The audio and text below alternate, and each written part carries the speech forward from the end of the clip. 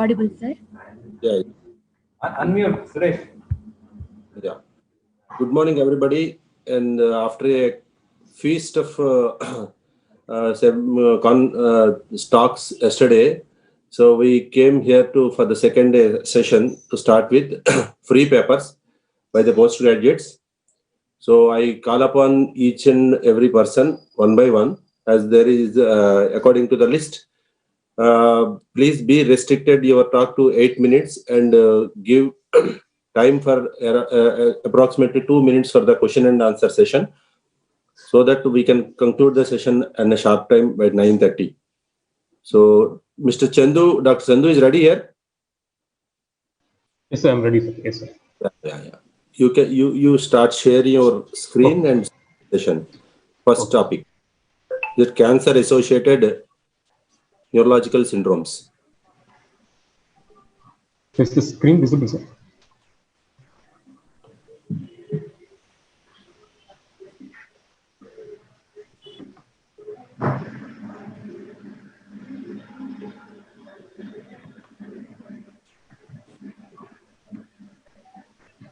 So is the screen visible, sir? Yes, it is visible. Yes, sir. A very good morning to one and all. I am Dr. Chandu, Senior Resident, Department of Neurology, Ramchandra Medical College and Hospital, Chennai, Porur. And my topic is a cancer-associated neurological disorder. This is an observational study which is studied during the period of November 2018 to May 2019, an 18 months observational study under the guidance of Dr. Shankar, HOD Department of Neurology, Ramchandra Medical College. Introduction. Paraneoplastic neurological syndromes are rare disorders associated with cancer, not caused by direct invasion or metastasis or consequence of treatment. Is an autoimmune in nature. Paraneoplastic neurological syndromes. Chandu, I am unable to hear your voice. Chandu is audible to everybody? Excuse me. Audible, Satish, audible. Audible, sir. Chandu is audible? Yes, sir, he is audible, sir. Satish is audible. Chandu, I am unable to hear your voice. So can you hear now, sir? Can you hear now, sir?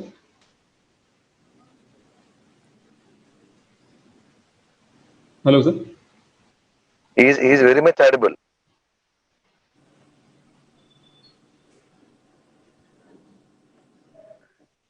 Hello, sir. Praveen, he is audible. He is audible, sir. He is audible for me, sir.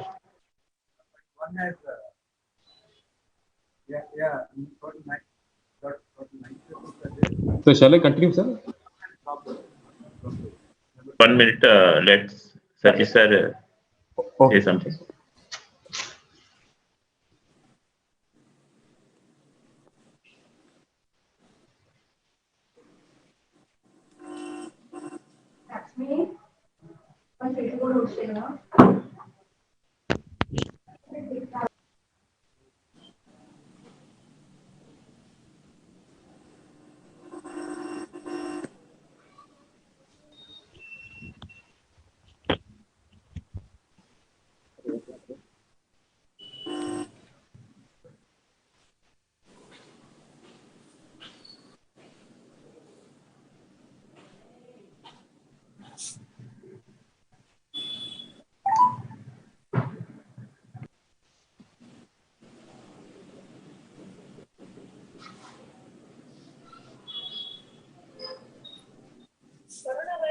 COVID-19 తో ఈరోజు దేశం మొత్తం యుద్ధం చేస్తోంది. కానీ గుర్తుంచుకోండి, మనం పోరాడాల్సింది వ్యాధితో, రోగితో కాదు. చూడకండి, ఈ వ్యాధి నుండి మనల్ని కాపాడడానికి రక్షణ కవచాలు డాక్టర్లు, ఆరోగ్య కార్యకర్తలు, పారిశుద్ధ్య కార్మికులు, పోలీసులు వారిని గౌరవించండి, వారితో సహకరించండి. ప్రవీణ్,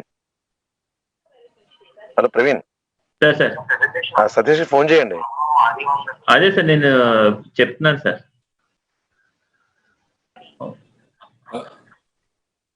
హలో సతీష్, వినిపిస్తుంది అతన్ని? వినిపిస్తుందా? వాయిస్ వినిపిస్తుంది అదే సార్. మీ వాయిస్ వినిపిస్తుంది సార్. సతీష్ సార్. చందుది వినిపించట్లేదు. ఇప్పుడు ఏం ప్రజెంట్ చేయట్లేదు సార్. ఇప్పుడు ప్రజెంట్ చేయట్లేదు సార్. ఆగాడు. మీరు ఒకసారి మళ్ళీ చెక్ చేసుకోండి సార్. అంటే నేను మళ్ళీ చూస్తున్నాను. నాది అంటే మనోడిది వాయిస్ ఉంది కానీ మనకు కనబట్లేదు, వినబట్లేదు. స్క్రీన్ షేర్ చేశాడు, బట్ వాయిస్ వినిపించట్లేదు. స్క్రీన్ వచ్చింది introduction. Chandu, yes sir, yes sir. ఇప్పుడు మాట్లాడమ్మా సార్ తోటి ఒకసారి. Audible sir, sir audible. Now is it audible, sir? Now is it audible, sir? No. Yeah, good. Okay, right. Okay. Shall I continue, sir? Okay, yeah. Thank you. Yes. Introduction. Paraneoplastic neurological syndromes are rare disorders associated with cancer and not caused by direct invasion, metastasis, or consequence of treatment. It is autoimmune in nature, and paraneoplastic neurological syndromes often precedes cancer, normally 5 years before the onset of cancer. And onconeural antibodies are seen in only 60% of cases. Incidence of paraneoplastic neurological syndromes is 0.5 to 1% of patients with cancer. Incidence of classical paraneoplastic neurological syndromes is less than 0.01% of patients with cancer. The aim of my study is to study the paraneoplastic neurological syndromes, which is presented to our hospital, Ramachandra Medical College, from November 2018 to May 2019. So we have a diagnostic criteria for paraneoplastic neurological syndromes or a cancer-associated neurological syndrome. It's divided into definitive paraneoplastic syndromes and possible paraneoplastic syndromes. So definitive paraneoplastic syndromes is classical syndrome. What is classical syndrome is actually a classical presentation like limbic encephalitis, or the classical presentation like opsoclonus, myoclonus like picture, or a correct cerebellar ataxic like presentations, or sensory neuronopathy like presentation with diffuse areflexia and pseudoathetosis like presentation. And when cancer within 5 years of onset is considered as a definitive paraneoplastic syndrome. The other category under definitive paraneoplastic syndrome is non-classical syndrome plus onconeural antibody being positive and a cancer within 5 years of onset of disease. And classical, non-classical pattern of definite paraneoplastic syndrome plus well-characterized antibodies with no cancer comes under the third category of definitive paraneoplastic syndromes. So what is possible paraneoplastic syndrome? It is classical syndrome plus no onconeural antibody or no cancer, classical, non-classical plus partially characterized antibody plus no cancer, and non-classical syndrome plus no onconeural antibody plus cancer in 2 years. So the results, we have a total number of 7 cases, and it is divided as the total of 7 cases, males being 3 and females being 4. 42.8% of males and 57.1% of female, having a female predominance. The disease manifestation, peripheral nervous system manifestation and central nervous manifestations are there. A total of peripheral nervous manifestation, we had 4 patients, that is 57.1%, and central nervous system manifestation, a total of 3 patients, under 42%. And type of paraneoplastic syndrome, it is classically seen 4 and non-classical of 3. And onconeural antibodies were done for 4 patients, and of which positive was 3 patients and negative was 1 patient. So the onset of disease, most of the patients presented to our hospital was like a chronic presentation of being 72%, acute and subacute percentage of being 14% of each. So malignancy diagnosed was ovarian malignancy, breast cancer, small cell lung cancer, and non-Hodgkin's lymphoma, and common malignancy being ovarian carcinoma of being 40%. So these are the 7 patients. It is divided into age categorization, the duration of illness, whether it is an acute, subacute, or a chronic, or a clinical features, the immediate clinical diagnosis, the imaging features, whether PET or a CT or other imaging criteria, and antibody for onconeural cells and types of paraneoplastic syndrome, whether it is a definite, probable, or a possible type of a picture. So first patient was a 45-year-old female who presented with a chronic duration of 2 months with a clinical picture of nystagmus, truncal ataxia, gait ataxia, finger-nose test, and finger-nose test being impaired. A clinical diagnosis of pancerebellar lesion was made, and a patient had an imaging criteria being positive for breast cancer and an antibody, onconeural antibody, being positive for anti-O antibodies, and it comes under the definitive criteria of paraneoplastic syndrome. The next is 65-year-old female. Duration of symptoms was acute of 10 days. Presented with nystagmus, truncal ataxia, gait ataxia, finger-nose finger, and finger-nose test being impaired on examination. A clinical diagnosis of pancerebellar lesion was made.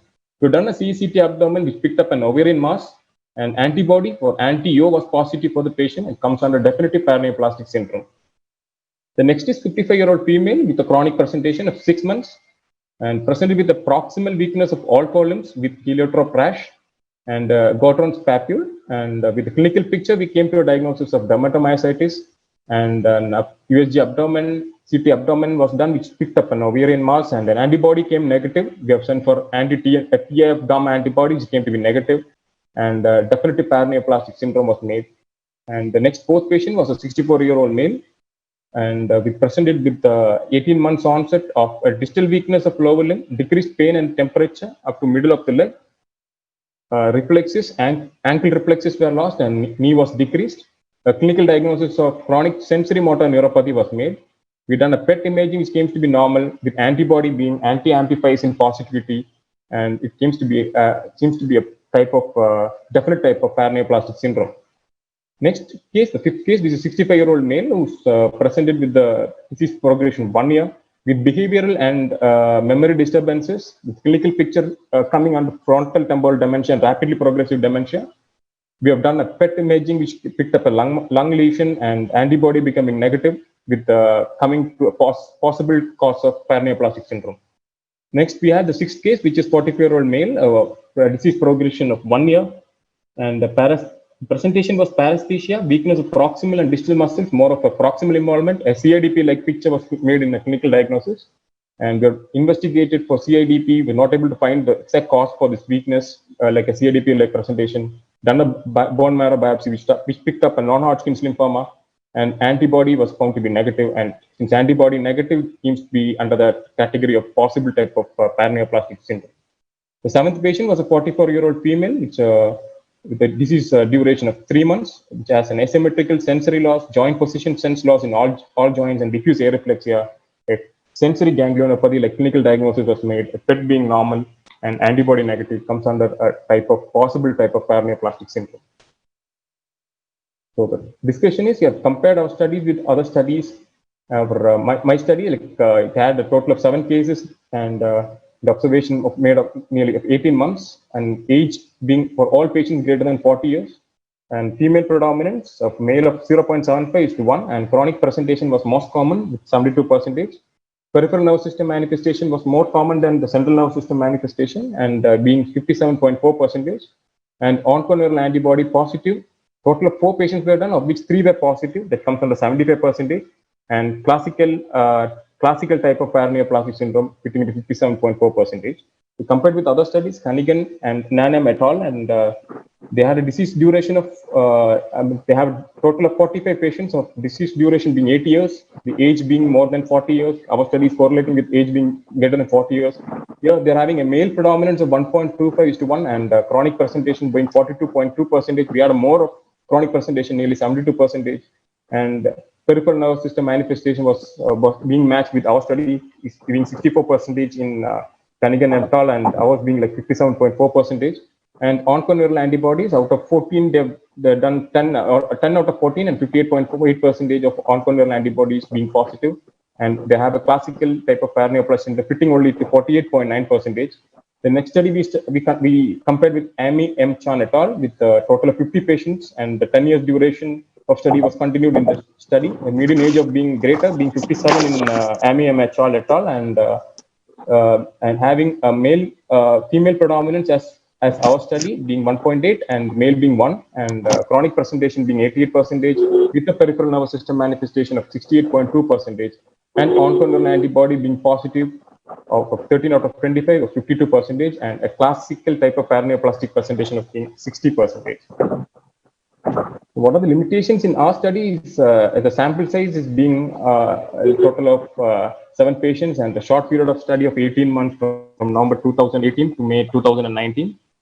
And my conclusion is classical paraneoplastic neurological syndromes are seen in 4 cases, while non-classical syndrome in 3 cases. Central nervous system manifestations are seen in 3 cases, and peripheral nervous system manifestations are seen in 4 cases.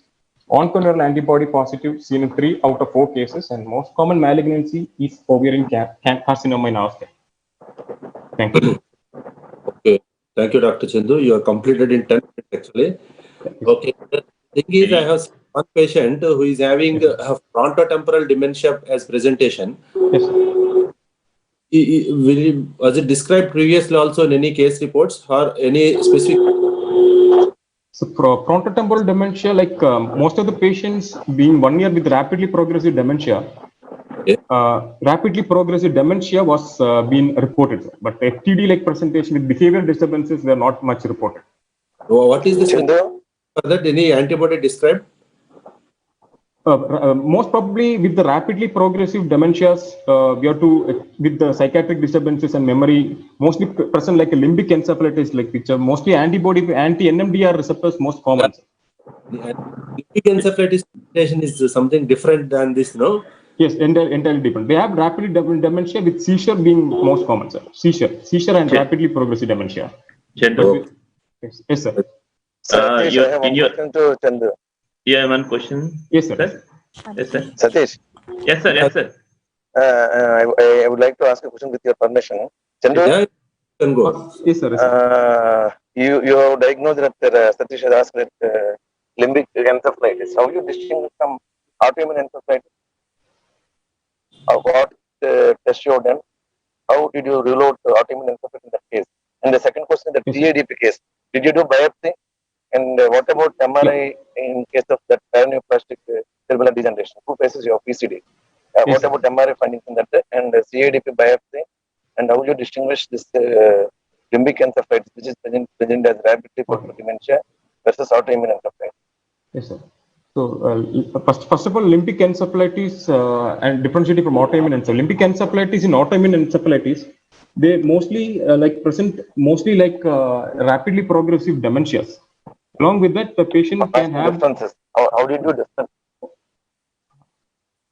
Mostly. How did you distinguish autoimmune encephalitis? But anti-NMDR receptor antibody should be positive for autoimmune encephalitis presenting like classical. One of the categories is limbic encephalitis. Not must, Chandu.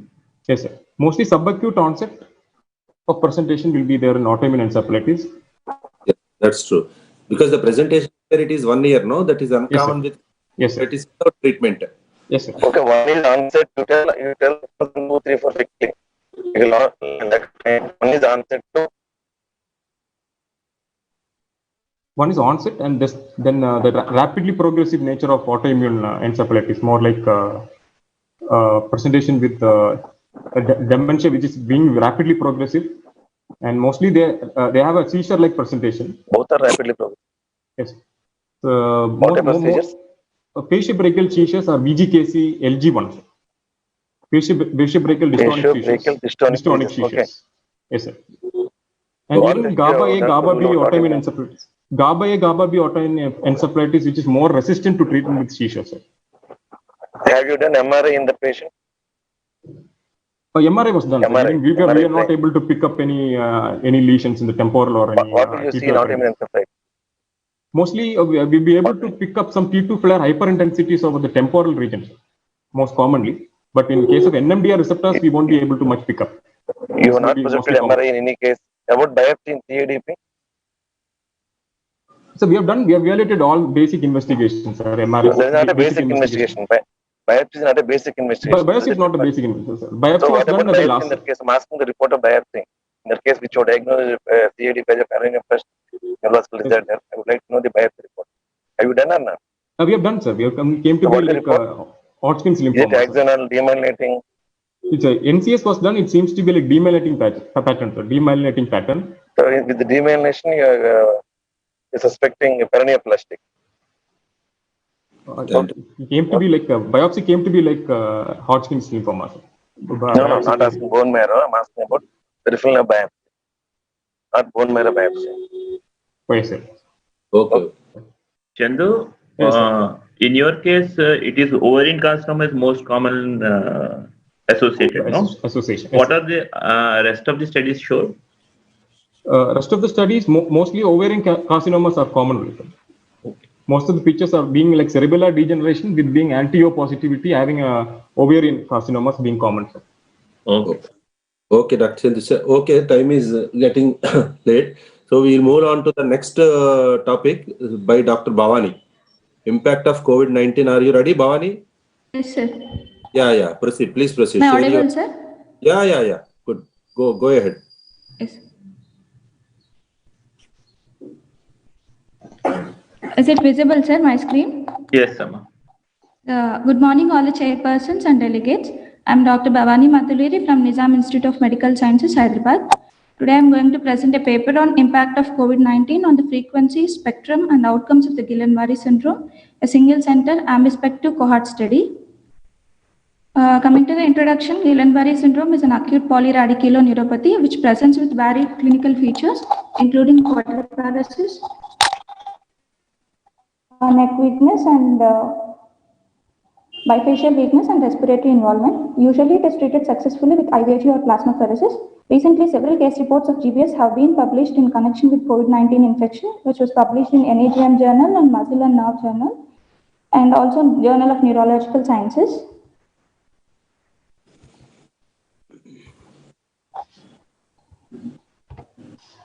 We observed an increased number of GBS cases visiting to the neurology OPD and IPD during the COVID-19 pandemic when compared to the last year. So this study was primarily conducted to see whether COVID pandemic caused the increase in frequency of GBS cases and to study the clinical spectrum of cases presented during this period.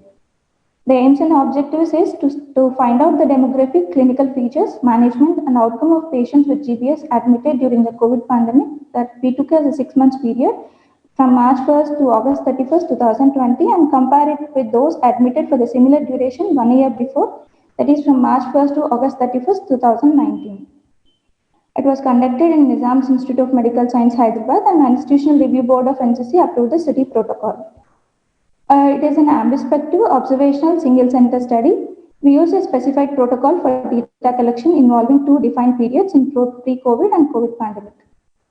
Coming to the study population, all the inclusion criteria, all the patients who satisfy the criteria of NIMS criteria of the GBS were included in the study, and also hospital admission within 4 weeks of onset of weakness was also taken as an inclusion criteria. And all the patients, informed consent was taken. Exclusion criteria is a subacute inflammatory demyelinating neuropathy, toxic neuropathies, and vasculitic neuropathies. Data was collected retrospectively from March 1st to August 31st, 2019, and prospectively from March 1st to August 31st regarding demography, antecedent events, neurological symptoms, and signs of GBS at study entry, and disability scores at discharge from hospital and at 3 months. Disability was assessed using MRS scale and also GBS disability scale. Nerve conduction findings and treatment given were recorded for all the patients. Statistical analysis was done using SPSS version 20, and p-values were calculated using proportion test, and p-value of less than 0.05 was taken as significant. Coming to the results, though it is GBS, we know that common age of distribution is younger patients. During pre-COVID time, around 63.8% of the patients were less than 40 years of the age, whereas there is a slight increase in incidence in younger patients of 73.6% of the patients were less than 40 years during the COVID pandemic. These are the other demographics showing the sex distribution. In both the periods, males has predominated the picture. And in COVID pandemic, around 93% of the patients did not have any antecedent events prior to the onset of the symptoms like fever, URTI, or gastroenteritis. Coming to the clinical characteristic, the pattern of weakness during COVID pandemic, there is a slight increase in pattern with the only weakness of both the lower limbs when compared to the pre-COVID period, which is statistically significant. Here we can see that the percentage of patients who present with all 4 limb weakness during pre-COVID time was 86%, whereas there is slight decrease to 61% during the COVID pandemic period, which is statistically significant. And also there is increase in frequency of the patient presented with the both lower limb weakness only. And sensory symptoms and autonomic symptoms were not that much significant. And there is increased frequency of patients presented with ataxic symptoms, predominantly sensory ataxia during the pre-COVID time when compared to the COVID pandemic. And coming to the cranial nerve involvement, this is also 47.2% of the patients has the cranial nerve involvement during the pre-COVID period when compared to the 21% of the patients has the cranial nerve involvement in the COVID pandemic period, which is also statistically significant. Here we can see that when compared to the pre-COVID time, during the COVID pandemic, there is a decrease in incidence in facial weakness and bulbar weakness compared to the pre-COVID period. And during COVID pandemic, around 17.5% of the patients had the preserved reflexes when compared to the only 2.8% of the patients during the pre-COVID time. And also number of patients requiring intubation were also lesser during the COVID pandemic, which is indicated by lesser disability during the COVID pandemic period. Coming to the electrophysiology, axonal variant has seen in majority of the patient during the COVID pandemic, that is 85.97% when compared to the pre-COVID time. And also pure motor picture has predominated the picture during the COVID pandemic when compared to the pre-COVID times. Coming to the disability assessment, the disability score was actually 4 in pre-COVID times. That is 44%, 4% of the patients had more disability indicated by the disability score of 4, which is statistically significant when compared with the COVID pandemic period. And the treatment received was also 83.3% of the patient has received IVIG during the pre-COVID time when compared to the only 50% of the patients received IVIG during the COVID pandemic period. And around 40% of the patients received only symptomatic treatment.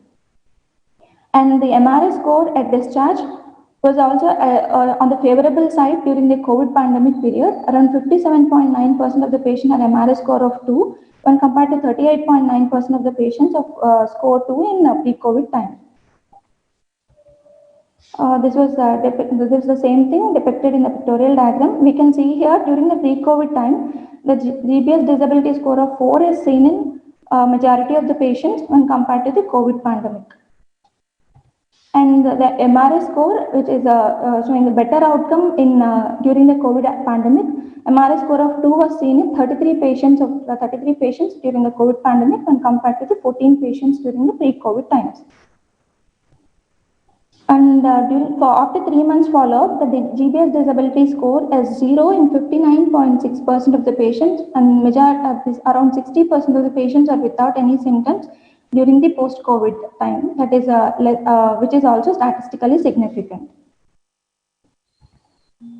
Same was depicted in the pictorial diagram here. The GBS disability score of 0 was seen in the 3 months period in around 34% of 34 patients during the post-COVID time. For discussion, the study showed an increased number of GBS cases, around 57 cases versus 36 cases during the pre-COVID time. Most of the patients were young males with predominantly lower limb weakness and less associated cranial nerve palsies and ataxic symptoms. Nerve conduction study showed majority as axonal predominance compared to the pre-COVID period. And most cases during the COVID pandemic were milder in severity as assessed by GBS disability score and MRS score, and less number of patients required the mechanical ventilation. Many cases recovered only with supportive treatment during the COVID pandemic without IVIG and plasma exchange. Also, at 3 months follow-up, more than half of the patients were back to the normal status and healthy when compared to the patients presented during the pre-COVID time. The study limitations is a short duration and it is an observational study. And the main point is that COVID-19 antibodies were not tested in this study. Okay, thank you, Dr. Vani. We have also seen the number you are documented. The thing Sir, is just one here, question. yeah, one question. After that you can ask, sir. Okay. Here, but Dr. Vani, are you there? Yes, sir, I'm there. In your study, if I am correct, more number of actors are there, but when Sir, sorry, sir, your voice is breaking. yeah, am I audible? Yes, sir, audible, sir. Yeah. In your case study, more number of axonal variants are there, but when coming to the recovery pattern, it recovered in 3 months. How that compared to the normal GB with axonal variants, it takes times to recover, you know. But Yes, you are sir. Actually, AADP patients recover better. But, sir, basically, the pattern, 1 minute, sir, I'll show. The axon, when compared to the pre-COVID period, the amount has increased. But when the COVID pandemic, on the whole, there is sensory motor variant is only 54% of the patient had sensory motor variant. But when we compare the pre-COVID time, there is increase in axonal incidences. Yeah. Why they improved early? Sir is asking. The axonal, why they improved early? Early when one point is there in your slides. You showed one point. Most of the cases are mild. Most of the cases were they presented as a mild variant. All patients only with the lower limb weakness they have presented. That Yes, too, not like Rajesh, can I very. ask a question? Yes, Yeah, sir. yeah, you can, sir. Sir, proceed. Please ask. Hello, sir. Sir, Dr. Gopi, you're not audible, sir. Sir, Gopi, sir. Yeah. Hello. Dr. Gopi is not audible. Sir, may I ask a question, sir? Yeah, you good. These studies show that it is axonal and motor predominant, that is the M1 variant is more predominant in this observational study. Is it correlating with the other studies in the all over the world? Sir, actually, I mean, there is varied presentations are there, sir. In NEGM, they have published as axonal variant is more common. But in Journal of Neurological Sciences, they have reviewed around 31 cases. In that, they have described AIDP as the most common variant, sir. Does that mean that the same pattern what the chain that is India and China where the Amman variant is more predominantly seen, that does holds good for this pandemic also? Yes, sir. Even, I mean, one more study was also showing us axonal variant as only as a common variant, sir. During a pandemic, during this early pandemic experience, they have published some some case reviews only, sir. Case reports around 31 cases. Did you do any CSF RT-PCR for these cases? Any one of the case? Sir, CSF we have done for few patients, sir. I mean, majority of patients did not have much data. That's why we have not included. And any RT-PCR antibody we have testing? not done, sir. That is the main limitation, actually. Any antibodies testing? No, sir. No, sir. Okay. We have collected the samples, but we couldn't do the. I mean, for all the patients, we are not able to do the antibodies testing. That's the limitation of our study, sir. Okay, Gautam. Next topic. Thank you. Yes, sir. Thank you, Dr. Rao. Yeah. Next, Dr. Fani Kumar, are you ready? Dr. Fani? Hello, sir. I am ready, sir. Yeah, please. Sir, am I audible, sir? Yeah, you are audible. Start sharing your screen. Yes, sir. Sir, is it visible, sir? Yes. Go ahead. Yeah. Sir, good morning, sir. Morning. I am Dr. Padikumar, neurology resident, SWIMS, Tirupati, sir. So, I am presenting a case of polyradiculopathy mimicking CADP in case of chronic araldite sniffing. So, coming to the introduction, recreational sniffing of araldite, a hydrocarbon, it can be associated with potential neurological complications, including polyneuropathy. However, CADP-like presentation of glue sniffing neuropathy has been rarely reported. Peculiar abnormalities and MRI have been reported, and we have reported a 22-year-old male with a history of chronic glue sniffing who presented with polyradiculopathy mimicking CADP. So the objective of this study is to characterize the polyradiculoneuropathy closely mimicking CADP in case of araldite sniffing, and the material methods being a 22-year-old male who came to our OPD and who was admitted with a long-standing history of recreational sniffing of araldite. He was evaluated for chronic sensory motor symptoms in all the extremities with nerve conduction studies, sural nerve biopsy, and MRI brain. And here is the case report. A 22-year-old male coolie by occupation, he came with complaining of ascending paresthesias, started in the lower limbs, started from the foot up to the lower trunk, initially in the right lower limb, followed by left lower limb for the past 10 months, and associated with progressive weakness of the lower limbs for the past 10 months. Initially, the weakness started in the right lower limb, followed by left. So, in the right lower limb, initially started distally, followed by proximal. And the paresthesias, they are present in the upper limbs from the tip of the fingers below the elbow, and it is associated with thinning of the hand muscles for the past 20 days before the admission. So, coming to the history of present illness, he was apparently normal 10 months back when he initially observed paresthesias in the lower limbs, initially in the right foot up to the lower trunk, associated with gripping in the chappals with the right foot, and there is slippage of slippers were there with awareness. And later he noticed similar complaints in the left lower limb, and this weakness is associated with over a progressive. It was progressive and it was associated with thinning of the lower limbs, but there are no fasciculations or stiffening of the muscles. So for the past 20 days, he noticed paresthesias in both the upper limbs simultaneously, started from the tip of the fingers to below the elbows, and it was associated with thinning of the hand muscles, that is distal, but no difficulty in raising the arms above the head, and there is mild difficulty in getting up from the supine to sitting position. History of buckling attacks were there, and no cranial nerve or bulbar involvement, no bladder bowel involvement. And this is the picture of the Araldate, which he had sniffed for the past Araldate sniffing for the past 12 years. And coming to general examination, it was no pallor icterus, and it was normal. Vitals are normal. Cardiovascular respiratory system normal. Parabdomen is normal. So coming to the nervous system examination proper, patient is conscious current, speech is normal, extraocular movements are full, pupils bilateral normal says reacting to light, but there is mild element facial pulse. Orbicularis oculi weakness was present bilaterally with tongue having mild atrophy, and there are no fasciculations or no tongue deviation. Tone, there is hypotonia in both upper and lower limbs. Coming to the power, neck flexion and extension is good. Truncal weakness was there. And coming to the upper limbs, proximal, it is proximal shoulder, elbow, and wrist was 4/5 bilaterally. Hand grip is 50% bilaterally. Coming to the lower limbs, both proximal and distal, that is hip, at the level of hip, knee, and ankle, it was 1/5 bilaterally. Coming to the reflexes, so it was almost hyporeflexia in the upper limbs with areflexia in the lower limbs, with plantar being mute bilaterally. So coming to the sensory, pinprick and touch, they were normal. Joint position was intact in the upper limbs, and it is lost up to the toes in the lower limbs, and vibration is reduced distal in both upper and lower limbs. Romberg's cerebellum and gait could not be assessed because he could not walk and there was weakness. We had a diagnosis of, it is a case of chronic progressive weakness of upper and lower limbs. Lower limbs more than the upper limbs. In lower limbs, distal and proximal weakness there was that was equally affected. And upper limbs distal weakness was more predominant in the proximal, with bilateral element facial palsy with sensory symptoms, with the history of glue sniffing for the past 12 years. And we thought of toxic polyradiculopathy related to the glue sniffing.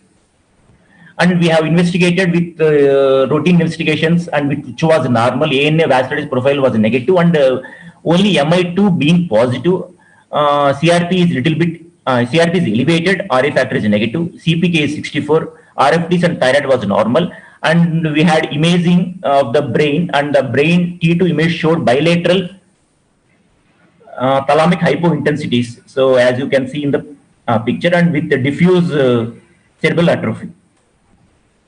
So we have conducted nerve conduction studies on this patient, and it showed symmetrical mixed axonal and demyelinating sensory motor neuropathy. And these are the images. This is the median abductor pollicis brevis, where latencies, they are pronged. Amplitudes, the Cmaps, they are very much reduced, with velocities, they are also reduced less than 75%. So signifying both the demyelinating as well as the axonal pattern. And this is the peroneal, where the latencies, amplitudes, and velocity, they are not recordable. And this is the tibial, where latencies, amplitudes, and velocities, they are not recordable. And FFs, they are absent from median abductor pollicis brevis. And sensory, they are median, ulnar, and sural, they are absent, they are not recordable. And we, we have done left rural nerve biopsy, which showed neurogenic atrophy, showing both chronic axonal and demyelinating neuropathy, suggestive of immune-mediated neuropathy. We have sent the sample to the NIMHANS, where we got the report. Patient was treated with methylprednisolone and 5 cycles of plasma exchange. And at the time of discharge, he had mild improvement, with power initially, which was 1/5 bilaterally, it improved to 2/5 bilaterally, and he had decreased paresthesias. So coming to the conclusion, hydrocarbon, that is including Araldate sniffing, it can present with chronic polyradicular neuropathy that can closely mimic CADP. A careful history of recreational sniffing and presence of thalamic T2 hypointensity, it provides valuable diagnostic clues in this setting. And this is my bibliography. Thank you. Good presentation. Satish sir. Hello, sir. Hello, am I audible? Yes, sir. You are audible, sir.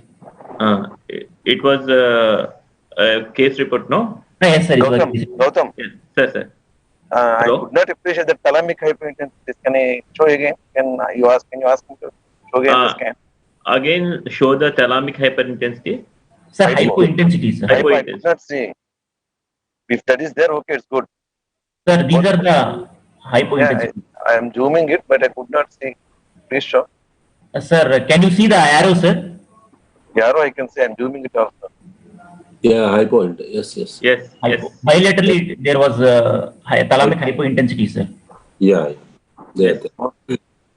Okay, good work. Sir, is it visible, sir? Visible, Yes, visible, visible. Yes, yes. Dr. Fani, Sir, you are telling is it a polyradicular neuropathy because the axon here the CMAPs are almost not recordable. Sir, in lower limbs they are not recordable, sir. In the upper limbs we have, in median we have both axonal as well as demyelinating pattern, sir. Because the conduction velocity there is less than 75% of the normal limit, sir. With that so much reduction in the CMAPs, distal CMAPs, how can you say whether it is the polyradicals are involved or not? Sir, one thing, sir, F wave, sir. F waves, how can you do? Yeah. If lower limb, if motor amplitudes are not recordable, how F wave is? F waves come. Okay. How do you confirm that whether it is a real neuropathy or polyradicular neuropathy? Right. And did you do any post improvement nerve conduction studies? Sir, which one, sir? After improving, no. Did you study any? Did you repeat the nerve conduction studies? No, sir. We have not repeated, sir. Improvement in only one grade. Only one grade, sir. From 1/5 power to 2/5, sir, at the time of discharge. Any blood test to say it is hydrocarbon exposure? Sir, actually, he showed that label, sir, that he had the recreational. I'm asking, any blood test is there? Did you such the? This is the causative agent. Sir, actually, the toxic profile it was not available, sir. Actually, that was not there, sir. That is there. Just confirm it. Yes. Yes, sir. Oh. Okay, right. Funny. Next, we'll go to the next topic. Thank you, sir. Yeah. So next, Dr. Krishna Haskar. Sir, I'm ready, sir. Good morning. Stop Good sharing. morning, sir. Stop sharing the. Yeah. Good. Krishna Haskar, go ahead. Yes, sir, once.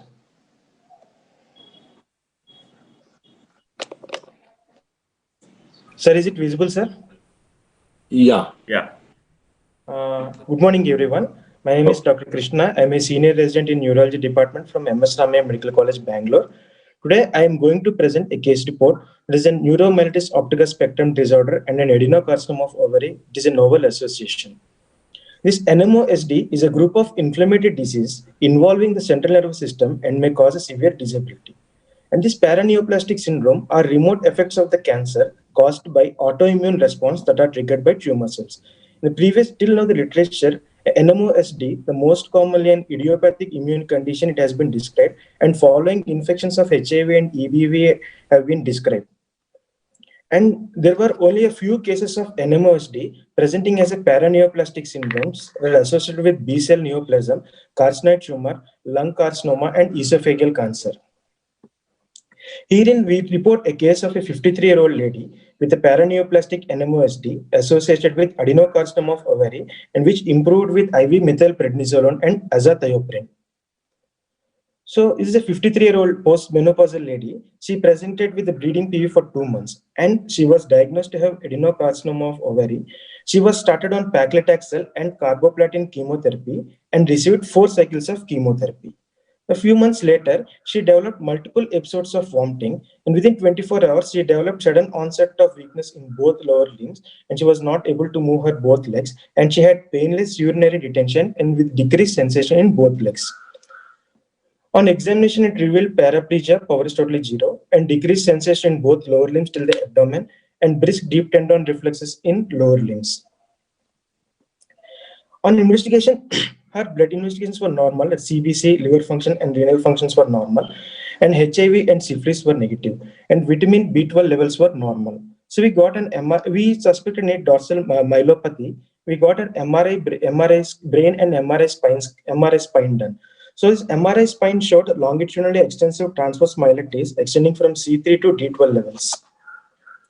And this is an axial cut showing an MRI spine showing the demyelination. And this is a post-contrast image. The CSF analysis, cells were 50, glucose is 67, and proteins were elevated. And CB net for TB was negative, and CSF for malignant cells were negative.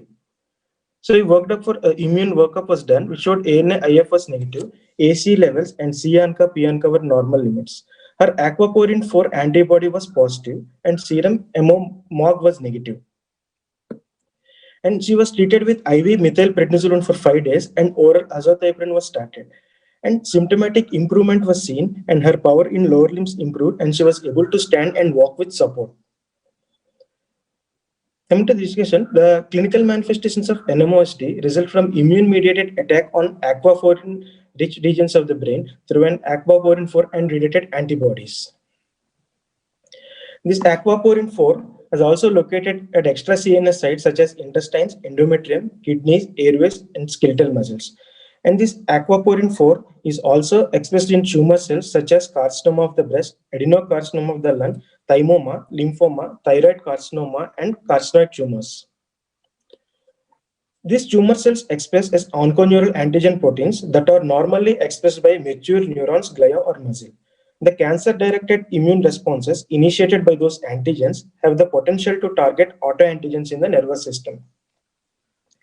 There are two large series, one mentioned in the Archives of Neurology and International Journal of Neurology, that NMO is described as a paraneoplastic phenomena in 31% and 12.2% respectively.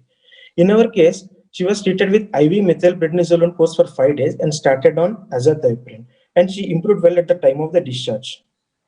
So conclusion, the longitudinally extensive transverse myelitis with NMO positive has been described as not unusual. In our case, the paraneoplastic myelopathy on the background of CO or CA ovary with NMO positive antibody is very unusual.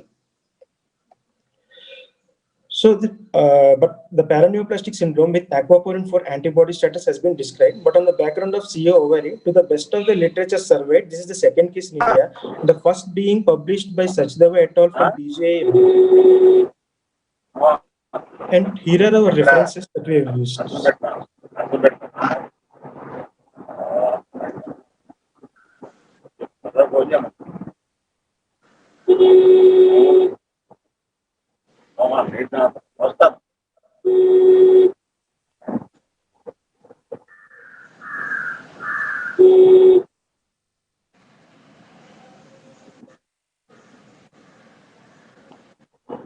What are aquaporin sites in the brain? Sir, aquaporin sites are located in the periependymal region and the brainstem regions, periventricular region and the ependymal regions, and the Did you do VEP in this case? hypothalamic regions. Sir? Did you do VEP? Did you do VEP in this case?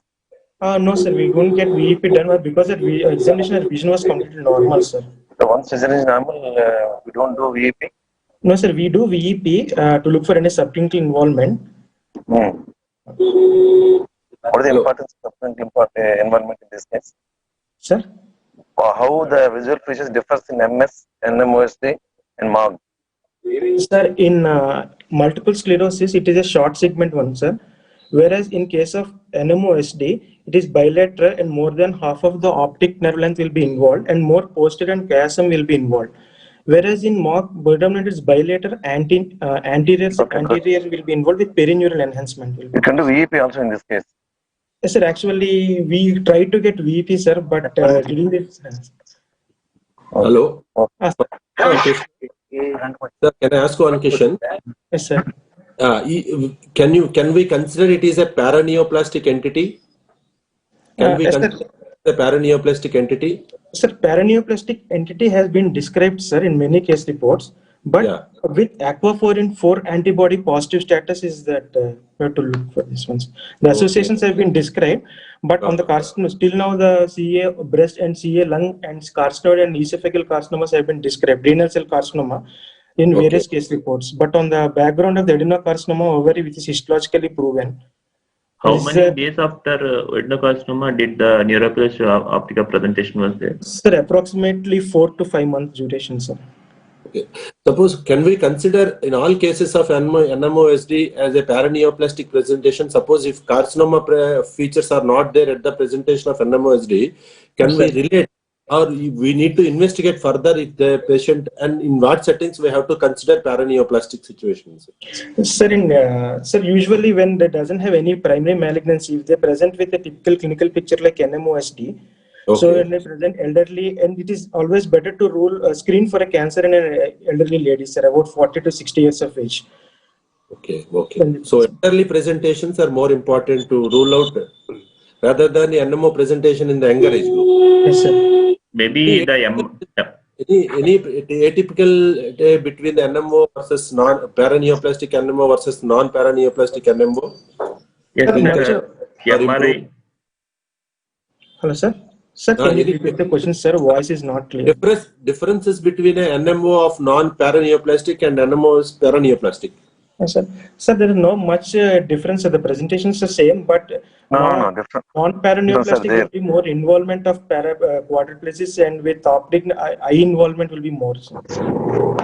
No, the MRI features. Is there any relation by the MRI features? Can we differentiate both the things? MRI findings. MRI findings will be longitudinal extensive transverse myelity with quad edema will be more. Edema will be more in case of the NMOSD rather than paraneoplastic. Okay. Satish sir? Yeah. We can go? Yeah. Thank you. Venkatesh next. Dr. Venkatesh? Venkatesh is there? Venkatesh, are you ready? Hello, Venkatesh? Yes, sir, I am there, sir. Yeah. Start your session. Sir, I'm sharing my screen, sir. Yes.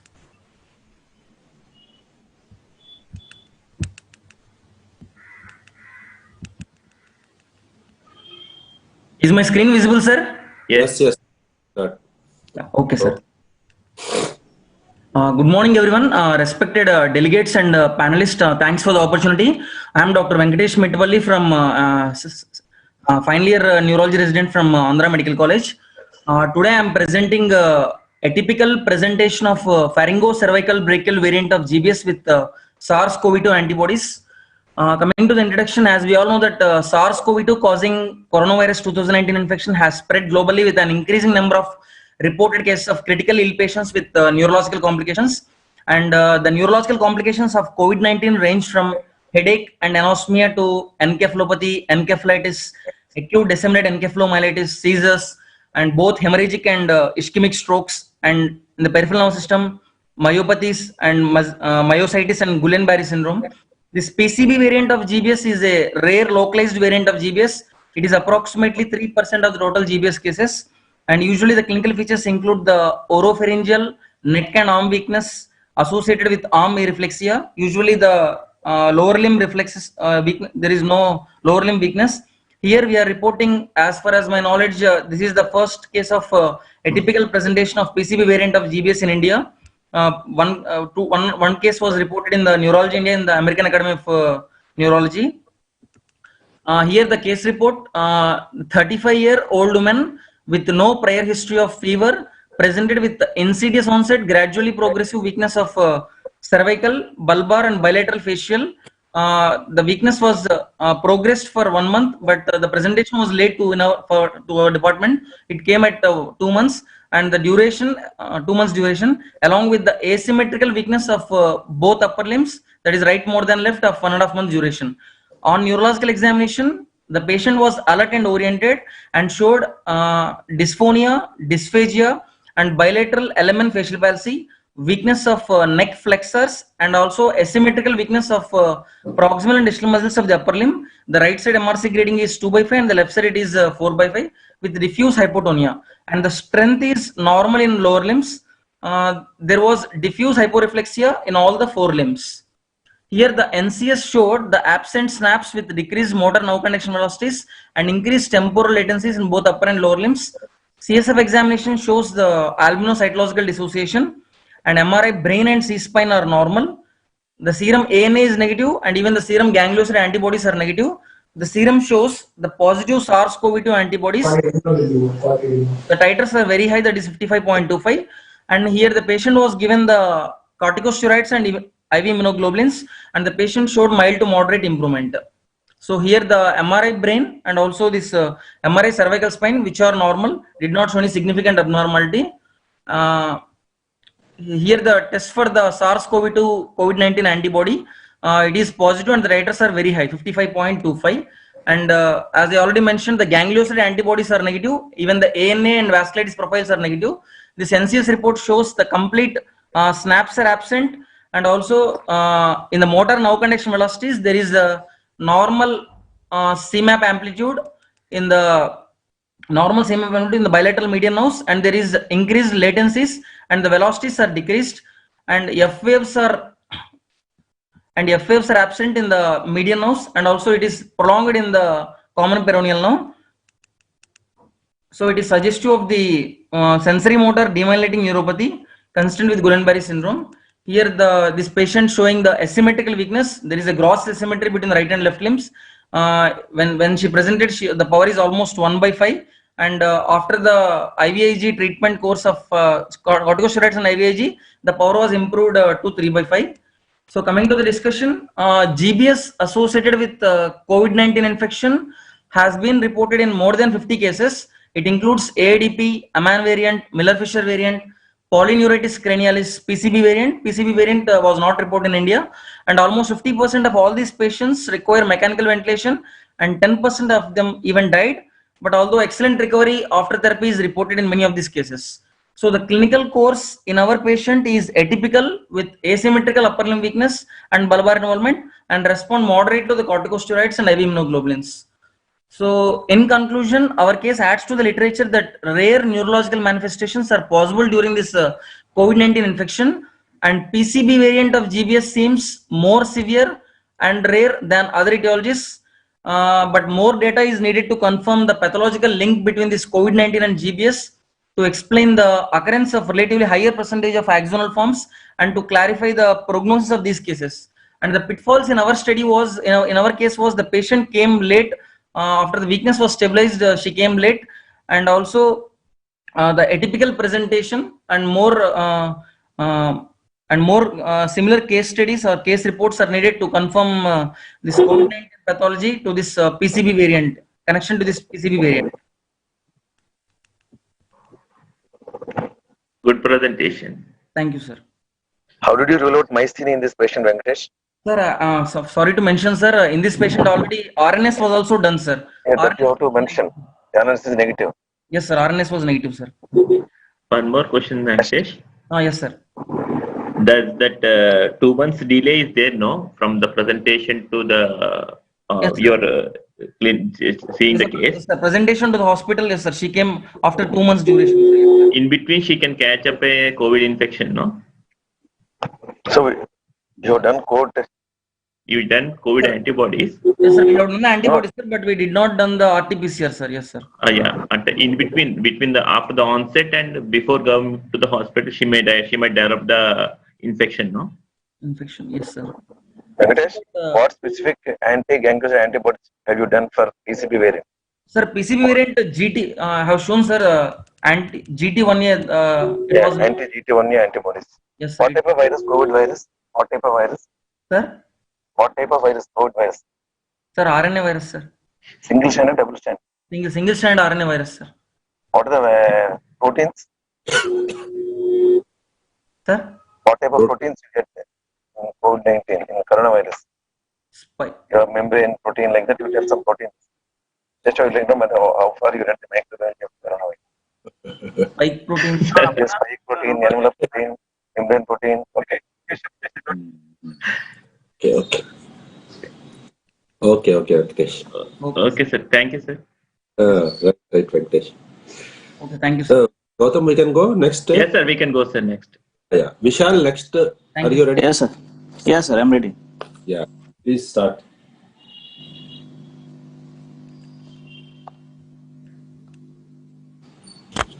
One second, sir. One request, I request all the presenters to complete on time because we are running 10 minutes late. We should be able to start the oration by 9:30. Sir, is my screen visible, sir? Yes. Sir, I'm Dr. Yes, sir. Yeah.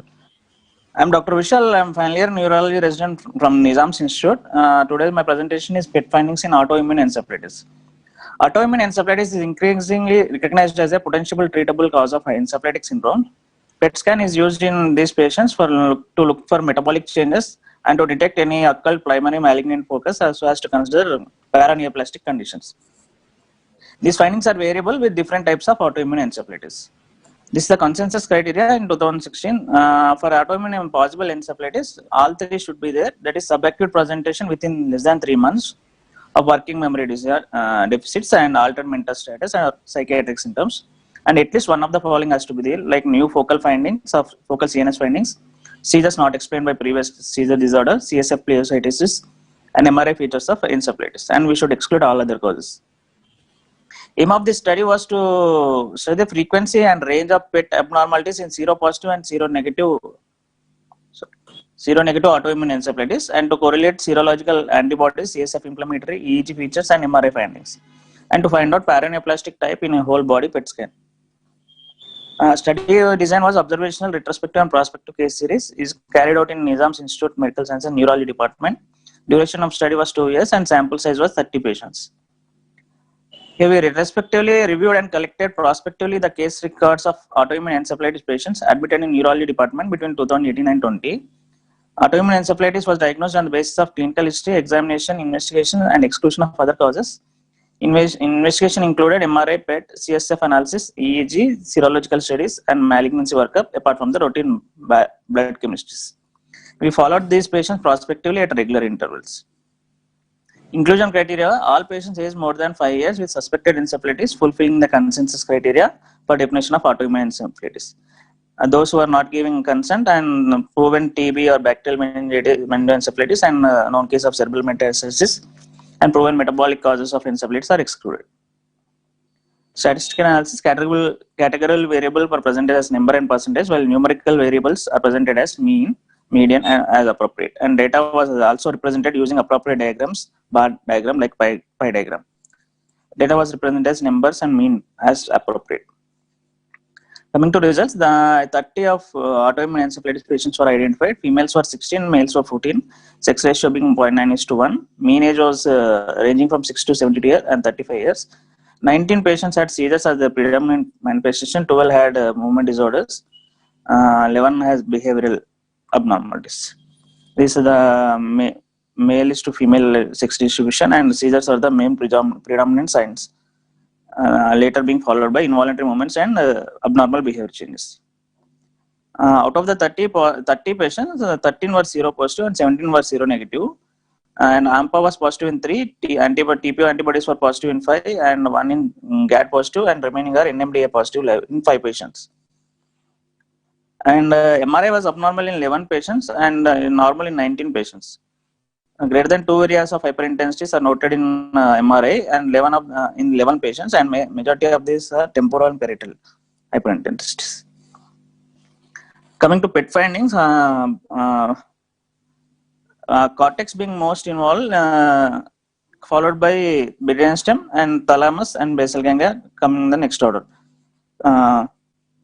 Both hypermetabolism and hypometabolism have been noted, but hypo is the most common as compared to other studies and observed in 19 of the 30 patients, hyper in 17 patients, and both combination in 4 patients. This is a case.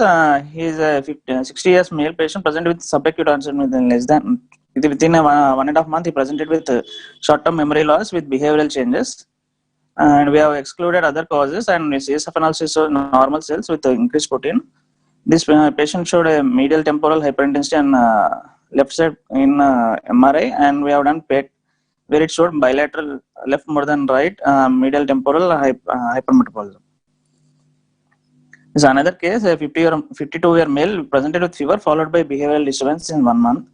On examination, there were no deficit except for language disturbance, and MRI showed bilateral temporal orbitofrontal thalamic hyperintensities. CSF showed increased protein with normal glucose and nil cells.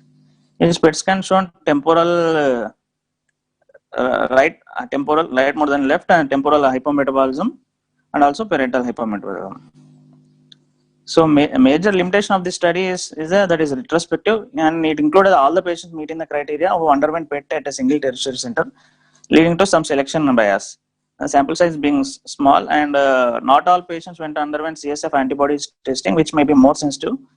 So we may underestimate the number of seropositive patients. However, there is no difference between brain region metabolism between the seropositive and seronegative groups. Future prospective studies may further clarify the role of PET in diagnosis and monitoring autoimmune encephalitis in general and specific antibody syndrome in particular. Conclusion: PET was abnormal more than MRI in autoimmune encephalitis, with brain cortex region hypometabolism being the most frequently observed. And most importantly, in seronegative autoimmune encephalitis with unremarkable MRI, FDG PET showed typical findings of autoimmune encephalitis, and it can be kept as an early biomarker for earlier treatment and improved outcome.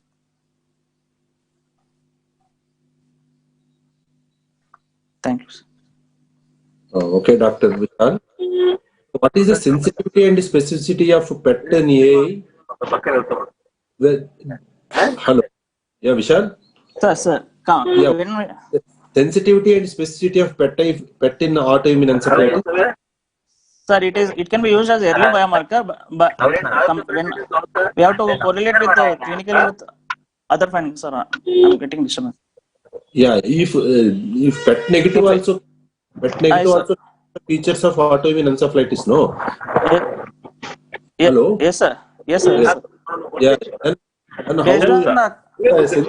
specificity, how we have to, in what situation we have to proceed? Sir, if this predominantly if they are seronegative and MRI are inconclusive, but clinical criteria is going more favor with autoimmune encephalitis, PET can add an information so that treatment cannot be delayed, and we can. So can we? I'm getting very much distance. Yeah. Please unmute. Is that? Vishal? Sir. Sir was asking about the sensitivity and specificity of the test. Sir, and means it gives in percentage. No, sensitivity and specificity will be given in percentage. Okay, no problem. So why the all patients not underwent CSF antibody test? Sir, CSF antibody was not done all, sir. Only few patients we have done. Because the cost being high and delay in treatment, waiting for the antibodies. Did you take institutional ethics committee approval for this? Yes, sir. Yes, then there is no question of cost coming in the way. You are presenting the paper. You would have done on your own. Okay. Sir, we didn't wait for. Okay. So PET will be more useful in paraneoplastic autoimmune rather than paraneoplastic or cancer-associated autoimmune versus non-cancer-associated autoimmune encephalitis? Yes, sir. And to rule out paraneoplastic, PET will be very helpful in like intracellular network. It will be more useful in this cancer-associated IA versus non-cancer. Yes, sir. Yes, sir. Okay, right. Okay. So next, Dr. Satish. Dr. Satish is ready here? Yes, sir. I'm ready, sir. Yeah, start. Can you hear me, sir? Yes. Yeah. Yes. Go ahead, Satish.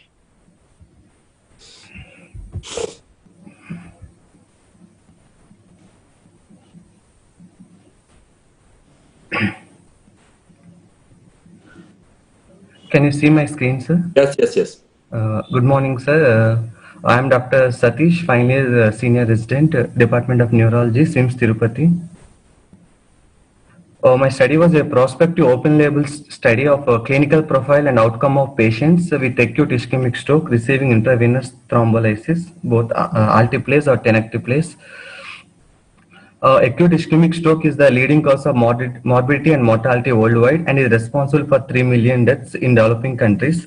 IV thrombolysis and more specifically mechanical thrombectomy in large vessel occlusions will favorably influence the outcome in acute stroke patients.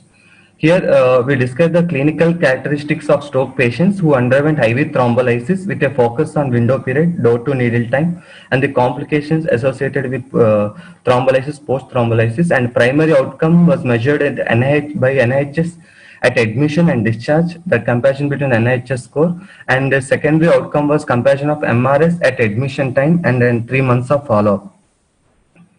Study design is a prospective open label study, and study population was 1.5 year from 2019 to the October 2020, and regulatory approvals has been taken from the SWIMS ethics committee, and also written informed consent has been obtained from all study participants.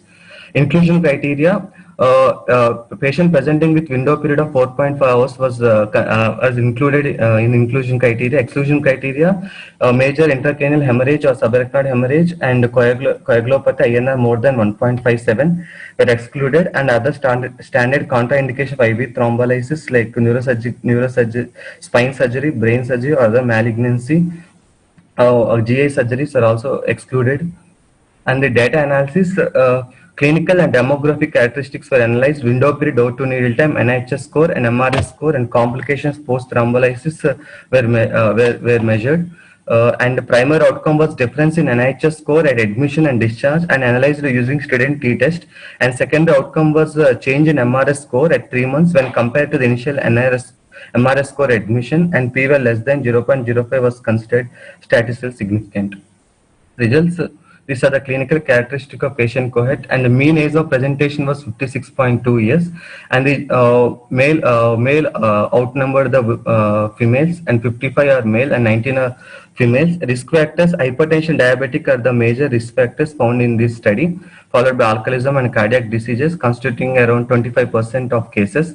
TOST classification: major artery occlusion, large artery occlusion was seen in 54 patients, cardioembolic in 13 patients, small lesion in 20, and other causes like 5 or 6 plus other determined etiologies. Stroke territory: anterior circulation involved in 73% of cases, posterior circulation 10%, and Lachner syndrome in 16% of cases. NHS at admission: more number of patients, around 67%, are presented with moderate stroke at 5 to 15 NIHS score, and moderate to severe, around 10% of cases are present in moderate to severe stroke. And the average window period measured was 164.85 minutes, and the interquartile range was 117 to 240, and the average door to needle time was 74 minutes, and the drug administered was altiplase in 29 patients and tenecteplase in 45 patients. And the complication: symptomatic ICH was seen in one patient, that is his NIHS score was changed was 4, NIHS score was increased by 4. Asymptomatic ICH was seen in 5 patients, and decompressive craniectomy, 2 patients went for decompression, and 5 patients expired due to 2 patients are due to the anaphylactic reaction to the tenecteplase, and 1 for post thrombolysis, and remaining are 2 patients in the follow-up, they expired due to secondary infections, and mean duration of hospital stay was 9.6 days. Here the NIHS score comparison at admission and discharge: more number of patients, around 40 patients were present in 5 to 10 NIHS score, but at the time of discharge, NIHS score was 31 patients presented had a MRS score of less than 5 at the time of discharge. So this was the difference between NIHS score difference admission and discharge, whereas MRS comparison at admission 3 months follow-up. At admission, more patients were dependent or wheelchair bound, having MRS score of 3 or 4. Around 44 patients were presented with MRS of 3 or 4, whereas at the 3 months follow-up, patients were 65 patients. 60 patients were presented with MRS of 0, 1, or 2 with functional independence. And primary outcome: NIHS score decrease. Favorable outcome was NIHS score decreased by 4 at the time of admission and discharge. 38 patients showed favorable outcome, and 32 patients showed unfavorable outcome with statistically significant p-value. Whereas difference between the NIHS score at admission and discharge between altiplase and tenecteplase: 17 patients out of 29 showed favorable outcome in altiplase group, whereas 20 patients out of 45 showed a favorable outcome in tenecteplase group, but it is not statistically significant between altiplase and tenecteplase group. The secondary outcome: improvement MRS score from admission to 3 months. 47 patients showed favorable outcome, 27 patients showed unfavorable outcome, that is functional independent, and the p-value was statistically significant. And the secondary outcome between alteplase and tenecteplase, 20 patients showed favorable outcome and 27 patients tenecteplase showed favorable outcome. But there is no statistically significant between alteplase and tenecteplase group in terms of secondary outcome. Discussion, real life clinical scenario of stroke thrombolysis in a resource poor setting for mechanical thrombectomy revealed statistically significant favorable outcome for primary and secondary outcome in cases who underwent IV thrombolysis. No difference in primary outcome between alteplase and tenecteplase group. No difference in secondary outcome between alteplase and tenecteplase group. This was a comparison with other studies. Our present study sample size was 74 and the average window period was 164 minutes, and other studies showed around 130 to 190 window period, and the door to needle time at our institute was 74 minutes when compared to the other studies like Indian studies like 66 minutes and 78 minutes in Padma et al. And 90 minutes in other studies. And primary outcome was 54% improvement was there in NHS score, that is primary outcome in our study, whereas a few other studies were 65%. And second outcome was seen around 64%, that is MRS improvement, whereas other studies 72 and 74% improvement was seen in a few other studies. These are my other references.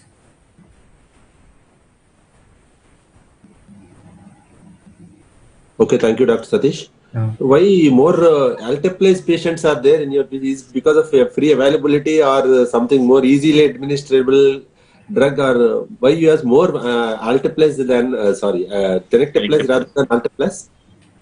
Sir, cost factor, sir. Alteplase and tenecteplase cost factor. Okay. And patient, main thing was the cost factor only, sir. When we counseled for IV thrombolysis, when we give for two options, alteplase, tenecteplase. Okay. Cost, we explained them, but they opted for more tenecteplase, sir. Okay. Are you thrombolizing for NHS less than 4 also? Yes, sir. Because two patients who is a TTD employees presented with right hand weakness, hand grip weakness, because of his occupational limitation due to this stroke, we thrombolized two patients, sir. Only right hand weakness. So NHS score less than 4 also we thrombolized, sir. Latest criteria, latest guidelines says. Any latest guidelines? What are the latest guidelines saying about NHS 4, less than 4? Yes, sir. We can thrombolize in minor stroke patients also, sir. If it is functional disabling the patient, if that deficit, neurological deficit. Okay. Right. Dr. Gopi sir, any question? Okay, Dr. Satish. Okay, this is good study. Right. So next we'll go, because of time limitation, can we go for the next topic? Yes, sir. Dr. Harita, are you ready? Yes, sir, I'm ready. Yeah. Please start.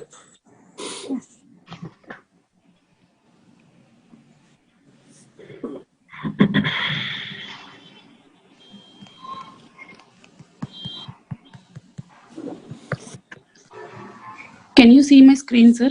Yes. Good morning, everyone. I'm Dr. Harita from NIMS. I'm going to present about long-term outcome and efficacy of immunosuppression in aquaporin 4 positive neuromyelitis optica spectrum disorder, a single-center study from South India. Introduction: NMO was first described by Devick and Gold at the end of 19th century. The presence of aquaporin 4 antibodies in serum was first discovered by Dr. Lennon and colleagues. The morbidity due to disease is attack-related in NMOSD. Hence, it is important to treat the acute attacks and prevent secondary attacks in NMOSD with long-term immunosuppression.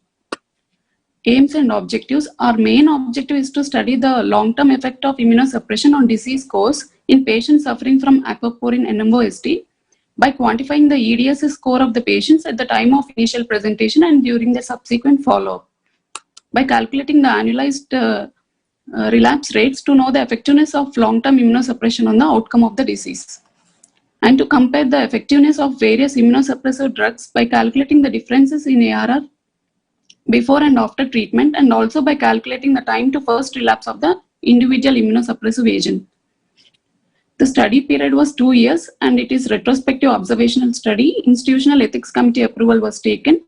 Inclusion criteria include all patients who are fitting into the criteria of NMO-SD according to 2015 criteria of International Panel for NMO Diagnosis and who are aquaporin 4 positive. Patients fitting into above criteria who were on minimum of 2 years of follow-up on long-term immunosuppressive agents like methotrexate, azathioprine, MMF, and rituximab. Exclusion criteria: patients who did not complete 2 years of treatment with steroid-sparing immunosuppressive agents due to any reasons like drug-related adverse effects, non-compliance with the medications, financial constraints, and secondary infections. Patients who had not given consent to the study, patients with proven other CNS inflammatory or demyelinating disorders like MS or sarcoidosis. Statistical analysis: categorical variables were presented as numbers and percentages, while numerical or continuous variables were presented as mean or median. For the assessment of normal distribution, Shapiro-Wilk test was used. Comparative analysis for normal distributed continuous independent variables was done using one-way ANOVA test, and for dependent variables using sample paired t-test. Pre and post treatment ARS were calculated using Wilcoxon sign rank test. EDSs at the onset of the disease and at last follow-up were compared using paired sample t-test. Statistical analysis was done using SPSS version 23. The total number of patients were 52, and out of which females were predominant, 46, and the ratio is 8:1. Male to female ratio was maintained across all the age groups, and no males were present beyond 40 years of age. Mean ARR of males is more than that of females. Coming to demographic data, the mean age of the study population is 31 years, and females were predominant. Duration of the disease is 60 months. The onset of disease to the start of long-term immunosuppression is 6 months. The number of attacks prior to the diagnosis of NMO-SD were 2. Type of attacks: more number of patients had transverse myelitis, about 36%, optic neuritis in 21%, area prostoма syndrome in 11%, cerebral syndrome in 5%.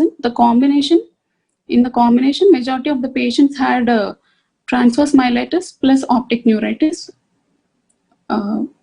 and they are of 38%. The EDSs at last follow-up, majority of the patients had EDSs of 1.5 to 5.5. The median number of attacks were 3. The number of patients who took azathioprine were 16, MMF were 11, rituximab were 10, methotrexate it is 1. The time to first relapse, there were no relapses after second year in MMF and also in rituximab treatment treated patients. Whereas we can see there are more number of relapses in the azathioprine group. Pre and post treatment ARRs, the pre-treatment ARR of azathioprine is 2, post treatment is 0.16. For MMF, pre is 2, post is 0. For rituximab, pre is 1, post is 0. Methotrexate, pre is 0.67, post treatment ARR is 0.36. The EDSs at the onset and at follow-up: azathioprine EDSs at the onset of disease is 6.25, at last follow-up it is 4. For MMF, at the onset of disease it is 6, at last follow-up it is 3. Rituximab, it is 5.5, and at last follow-up it is 3. Methotrexate, at the onset of disease it is 4, and at last follow-up it is 3, and all these are statistically significant. The change in treatment causes include majority of the cases are due to drug-related adverse effects. And next, financial constraints. One patient was shifted from MMF to azathioprine because of pregnancy. Complications according to long-term drug treatment: majority of the complications were seen with azathioprine group, and they include hepatitis and leukopenias. In mycophenolate mofetil group, diarrhea was seen. In rituximab, apart from UTIs, no other adverse effects were seen. Discussion: time to first relapse in azathioprine group was more in the first year. It is about 29%. Azathioprine failure was seen in 52% of the patients, which is similar to several other studies on azathioprine like Mealy et al. And Elson et al. 53% of the patients on MMF has no relapses, and 18% relapses in the first and second year, and 11% in third year. The failure rate in our study is slightly higher compared to other studies like Husa et al. And had failure rate, which had a failure rate of about 40%. There were no relapses in the rituximab group, which is better than many studies, which had failure rate of varying from 0 to 40%. On methotrexate group, 25% relapsed in the first year, second year, and third year, and none relapsed in 25% of the patients. This is very less compared. This is less compared to the other study by Kitley et al. The pre and post treatment analyzed relapse rate decreased significantly with all the three drugs. This is similar to other studies. Median EDSS in azathioprine pre and post treatment group decreased from 6.25 to 3.74, and in all other groups this is similar to study by Jiang et al. On comparison of three drugs, the probability of being relapse free is higher with rituximab group followed by azathioprine and then MMF, with a significant p-value of 0.018. All the previous studies showed that rituximab is superior to all the others with fewer relapse rates. Conclusion: females were more in our group. No males were present in older age group. Most presentation was that of transverse myelitis. Early diagnosis and treatment initiation is necessary for lesser disability. ARR and EDSS significantly decreased with azathioprine, MMF, and rituximab. Probability of being relapse-free is higher with rituximab, which is followed by azathioprine and then by MMF. Drug-related adverse effects were high with azathioprine, with more probability of drug withdrawal. I thank all my professors. Thank you. Okay, thank you, Dr. Harita. It's a good study actually. So one good fact is rituximab, actually antibodies are more prone for relapse when they stop. Autoimmune diseases are more prevalent when once you stop, more frequent rather than in the preceding the drug. But in your study, rituximab is more useful than other drugs. So how many doses of rituximab you have given? 11 patients, sir. I don't know. How many? 2 doses? How many doses you have given? We have given every 6 months, sir. 6 months. Okay. Yes. So at the end of that 2 years period, that means you have given 4 doses. Yes, sir. 2 year. Yes, sir. So how many days after the last dose you have followed those patients? Last dose of that drug, and how many days follow up after that last dose? Patients are still in follow-up, sir. Few patients are still in follow-up. They have been taking rituximab. Okay. They'll be coming to us for every 6 months. Okay. So sustained effect we need to see actually. Yes, sir. Okay, that's a good. Okay. Gautam? Yes, sir. Can we go because time is... Yes, sir. We can go. Thank you, Dr. Harita. So next, Dr. Hemant. Dr. Hemant is ready here? Ready, sir. Hemant? Sir. You're not audible, Hemant? Hemant? Sir. Am I audible, sir? For me, you are audible. For Satish, sir? Yeah. Yes. Sir. Hemant? Shall I start, sir? Yeah, you can. Good morning, everyone. I'm Dr. Hemant from GJ Guntur. I'm going to present 2 case series. It is about adolescent or adult onset leukodystrophy due to methylene tetrahydrofolate reductase deficiency, treatable cause. Coming to introduction, methylene tetrahydrofolate reductase deficiency has an autosomal recessive inheritance pattern and is the most common inherited disorder of folate metabolism. Methylene tetrahydrofolate catalyzes the NADPH dependent reduction of 5,10-methylene tetrahydrofolate to 5-methyl tetrahydrofolate, which in turn is required for the conversion of homocysteine to methionine, which is required for the formation of phospholipid of neuron. Methionine helps in formation of myelin sheath. In the absence of methionine, there is myelin degradation. Biochemically, there are elevated plasma homocysteine, homocystinuria, and low methionine levels. 5-10 methylene reductase deficiency is a genetic disorder that can occur at any age and can be easily detected by increased homocystinemia. In adult onset forms, the clinical picture is often complex with association of various neurological features and thrombosis. Adult onset MTHFR deficiency may manifest with a combination of progressive spastic paraparesis and polyneuropathy, variable behavioral changes, cognitive impairment, psychosis, and seizures. Brain atrophy and white matter disease are present in almost all cases. So we present two cases of leukodystrophy presenting as paraparesis. Case 1 is of a 17-year-old male born out of consanguineous parentage, was brought with complaints of difficulty in walking from 10 years of age. He had difficulty in the form of stiffness of both lower limbs, associated with difficulty in wearing chappals, difficulty in getting up and down the stairs, difficulty in getting up from squatting position.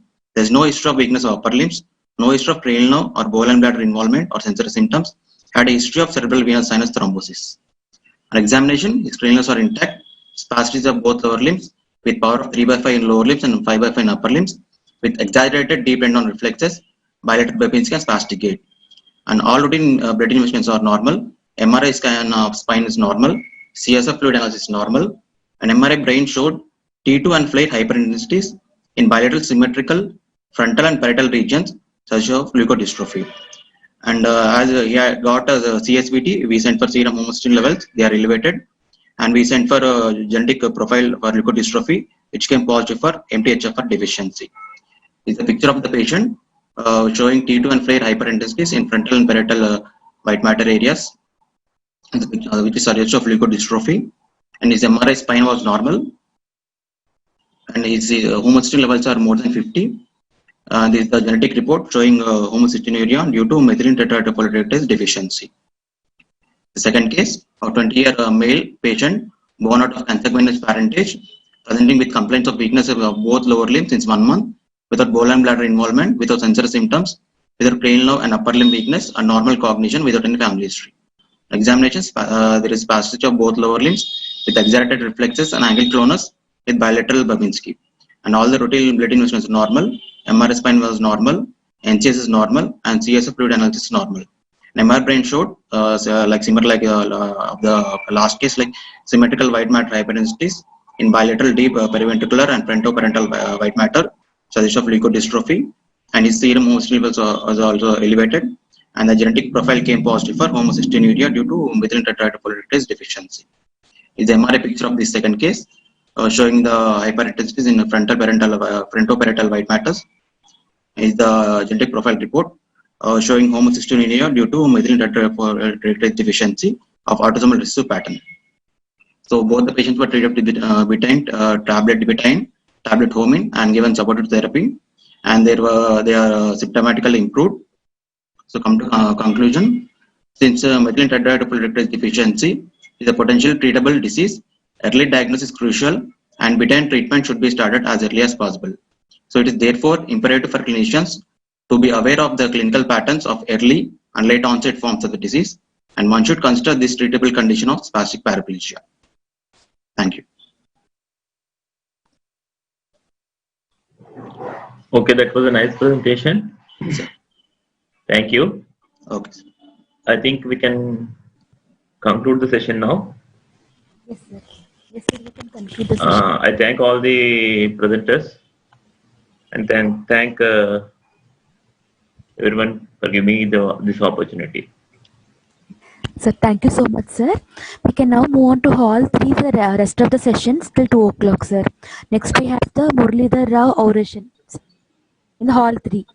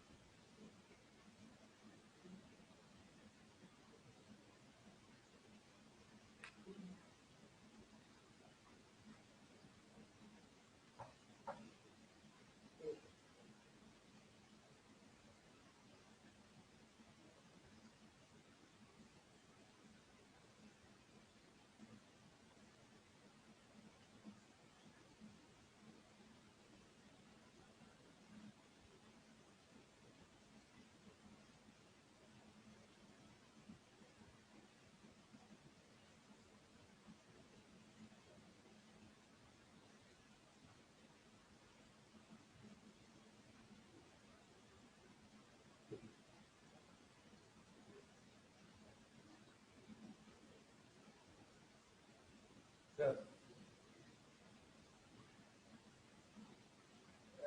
Yes, the presentation in hall 3 has already started.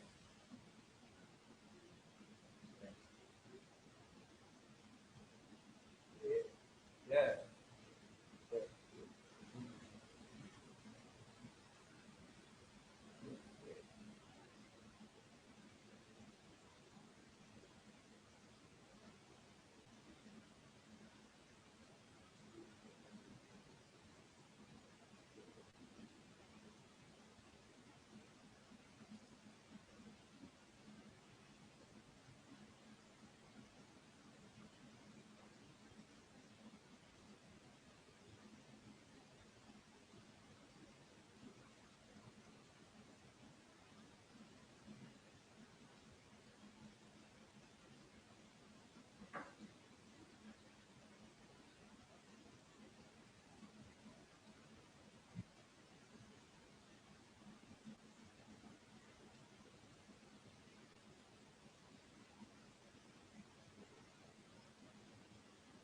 Thank you. Thank you. Now we'll close this section and move on to section. Yeah. Sir. Yeah, yes, sir. You can share your screen in touch.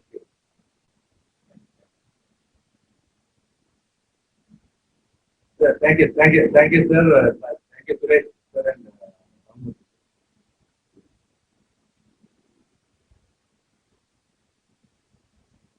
ah, ah,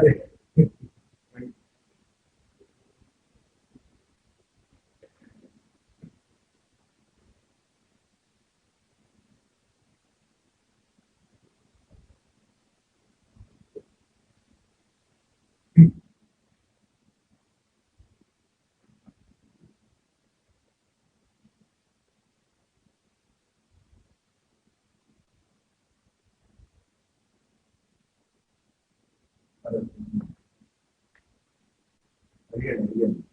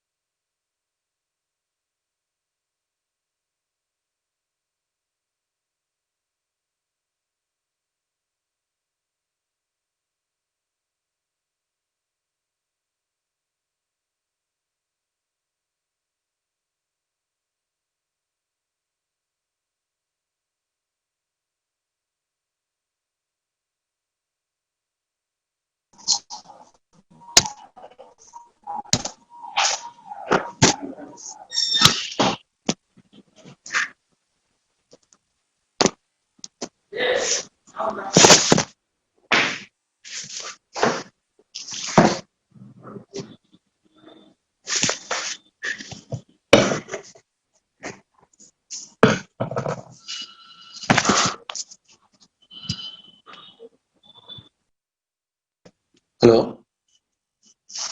Hello? Hello?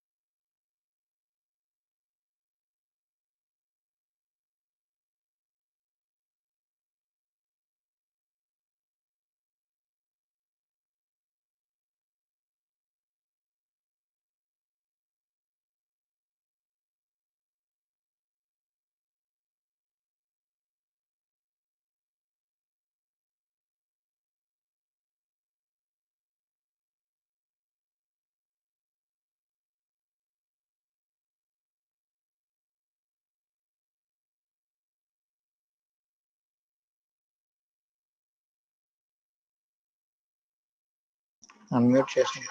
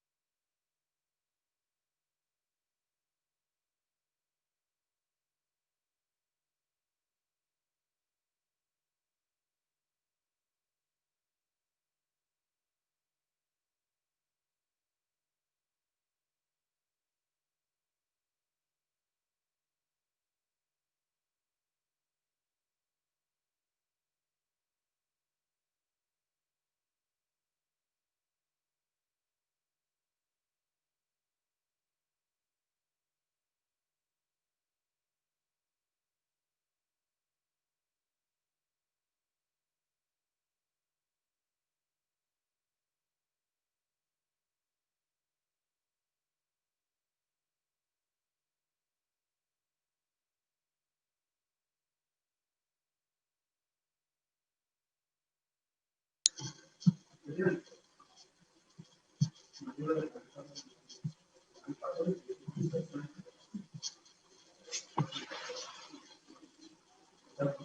the do the pre-anatomy as the most common complications that due to heart rate.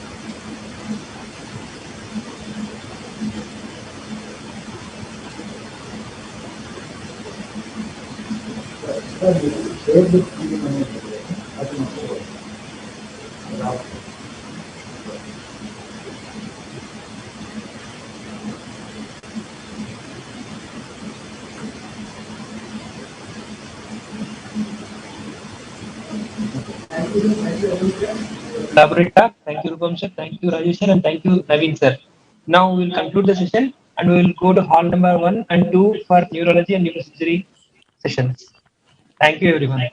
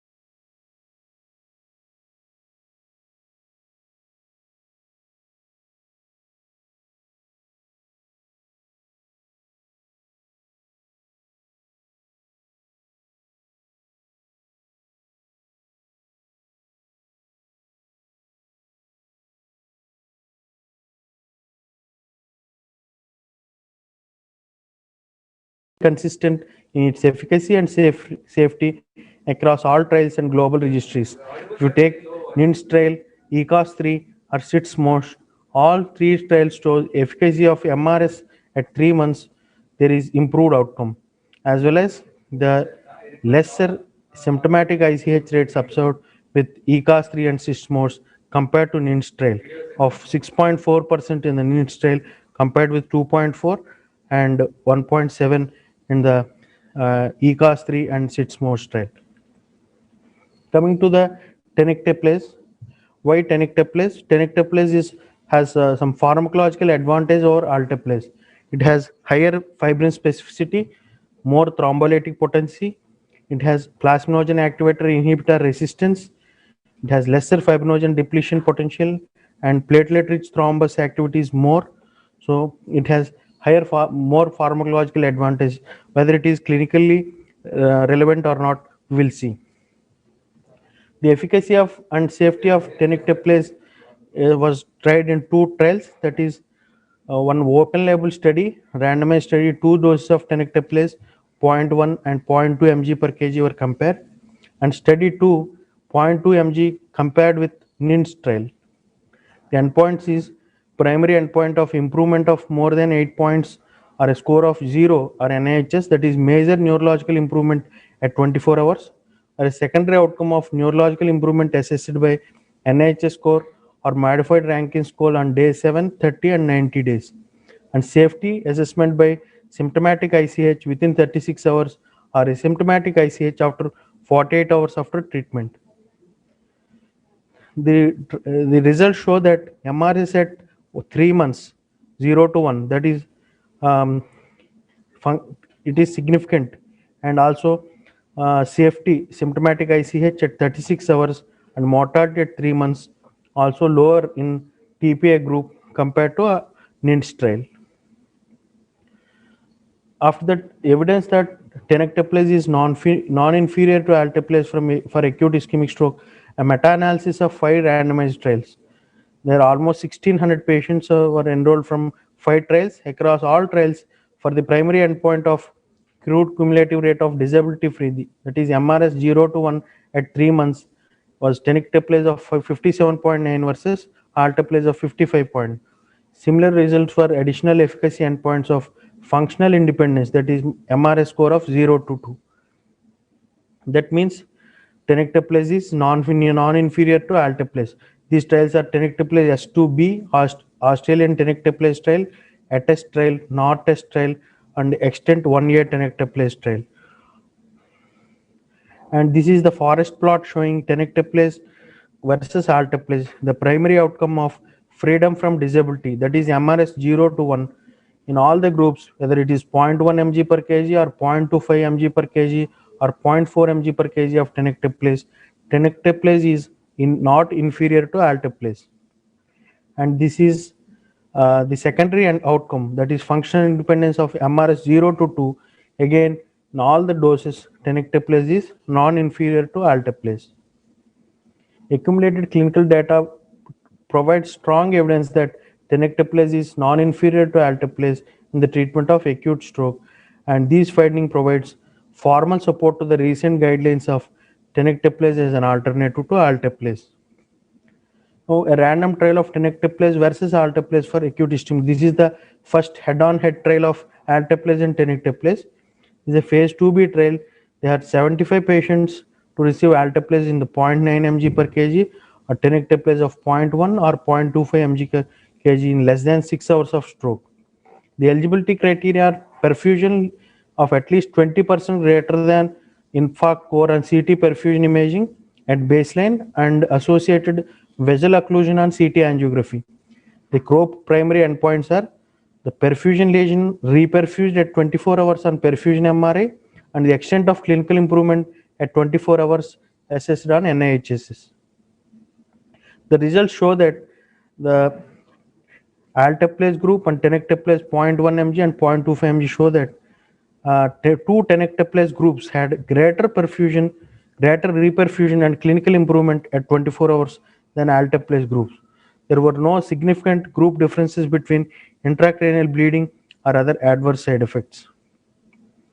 So the higher the dose of tenecteplase, that is 0.25 mg per kg, was superior to the lower doses, that is 0.1 mg, or alteplase for all efficacy outcomes, including the absence of serious disability at 90 days. And tenecteplase is associated with better reperfusion and clinical outcomes than alteplase in stroke patients selected on basis of CT perfusion imaging. But this trial has limitation that very small sample of 75 patients only, and all patients has a CT angio done, which shows perfusion diffusion mismatch and vessel occlusion. So to overcome these limitations, a NOR test trial, a phase 3 trial was studied in which 1100 patients were analyzed with the tenecteplase of 0.4 mg per kg versus alteplase of 0.9 mg per kg in acute patients.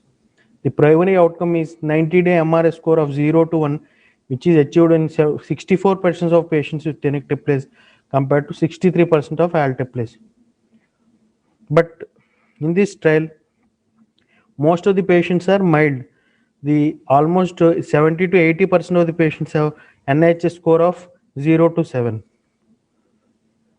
The intention to treat, that is primary outcome of MRS at 0 to 1 at 3 months, and secondary outcome of symptom ICH of 20 to 48 hours, or symptomatic ICH at 24 to 48 hours, or major clinical improvement at 24 hours, or death within 3 months, showed tenecteplase and alteplase has similar efficacy and safety profile. So to study the limitation of this study, that is most of the patients are mild strokes, they have analyzed the NOR test results, that is in the post hoc analysis, moderate stroke patients of the NOR test trial, that is NIH score of 6 to 14, and severe stroke patients of NIH more than 15, the favorable outcome at 90 days, symptomatic ICH, and mortality after 90 days were assessed. So out of all these, mortality rate at 90 days, tenecteplase group has 26% compared to alteplase group of 9%, which is statistically significant. That shows in patients with moderate stroke, there were no difference between favorable outcome, spontaneous ICH or symptomatic ICH, or mortality between tenecteplase alteplase. But patients with severe stroke, there is no difference in outcomes, frequency of ICH or mortality at 7 days, but all cause mortality at 90 days was increased in patients with tenecteplase. So rates of favorable outcome and ICH were similar between treatment groups in moderate and severe stroke, but mortality rate at 90 days increased in patients with severe stroke receiving tenecteplase. So there is another trial, Extend 1A.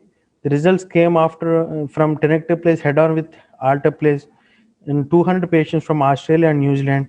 They have received thrombolysis within 4.5 hours of stroke onset and followed by thrombectomy within 6 hours of onset. In this, a patient should have within 4.5 hours of stroke onset thrombolysis and evidence of large vessel occlusion and CT angiography, and undergo IV thrombolysis and endovascular thrombectomy both. Exclusion criteria is patient with severe pre-existing disability of more than MRS3. They have received tenecteplase of 0.25 mg per kg and alteplase 0.9 mg per kg. The primary outcome of reperfusion of more than 50% of the involved territory, which is 22% in the tenecteplase group compared to 10% of the alteplase group. And the secondary outcomes like functional independent outcome and excellent outcome, early neurological improvement and deaths, and also symptomatic ICH, they were assessed for the secondary endpoints. The modified ranking score shows that patient in the tenecteplase group had a median score of 2 compared with 3 in the alteplase group. And also NIH score at baseline and 72 hours and 24 hours showed tenecteplase is non-inferior to alteplase in restoring perfusion in the territory of proximal cerebral artery occlusion. Overall functional outcome was better with tenecteplase than alteplase, but there was no significant difference in the intracerebral hemorrhage. So in the part 2 of the extend 1 year trial, they have compared with 0.4 mg of 0.4 mg per kg of tenecteplase compared to 0.25 mg per kg. In these patients more than 18 years received thrombolysis within 4.5 hours of stroke and 150 in each group. Primary outcome of TC 2B by 3 in the score with normal flow 0, no flow in the 0, 3 normal flow. Secondary outcome of MRS, NIHS, symptomatic ICH, death and angiographic reperfusion were assessed. And these results show that primary efficacy outcome or secondary outcome and safety, the result was there is no difference between 0.4 mg per kg or 0.25 mg per kg. Even MRS scores were not statistically significant between two dose groups. So conclusion is 0.25 mg per kg is just as effective as 0.4 mg per kg with low rate of symptomatic ICH and 34% increase in blood flow following tenecteplase administration in patients who needed for thrombectomy. So in the another trial, 10 volts trial, they have compared alteplase versus tenecteplase, the 0.2 mg per kg of tenecteplase versus 0.9 mg of alteplase. This functional recovery of MRS 0 to 2 at the end of 3 months was primary outcome, and it is analyzed by patient with safety outcome was analyzed by symptomatic ICH within the first 24 hours after administration of thrombolytic agent.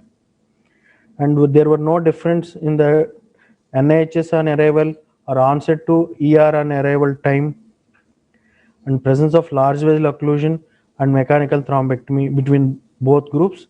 And the results show that recanalization of large vessel after intravenous thrombolysis, the tenecteplase it is more 16.7 versus alteplase 8.3, and intracranial bleed is less with tenecteplase 7.3 versus 12.3, and symptomatic intracranial cerebral hemorrhage is also 5.5 versus 6.2.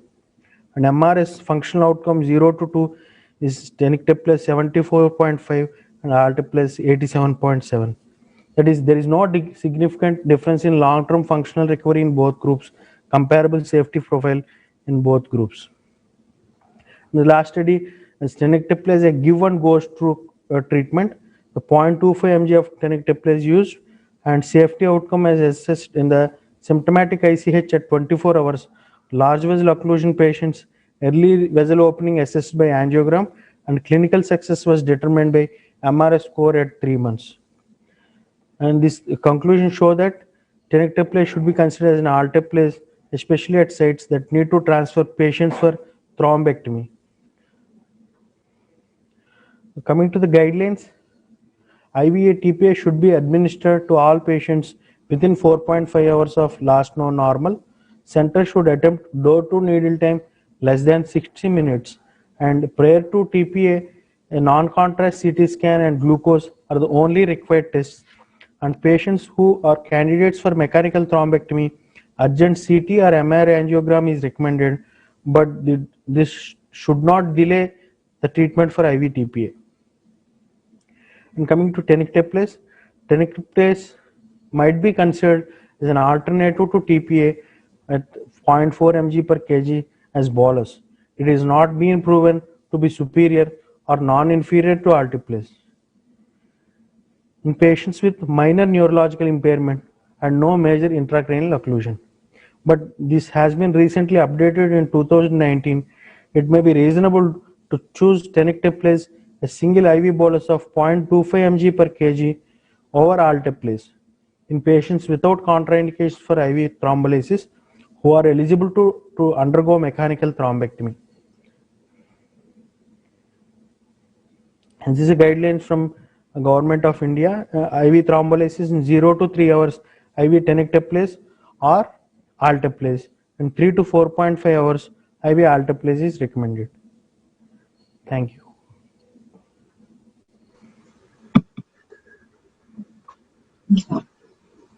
Thank you, Dr. Rajesh, for explaining us clearly about controversies between the tenecteplase and alteplase. Any questions?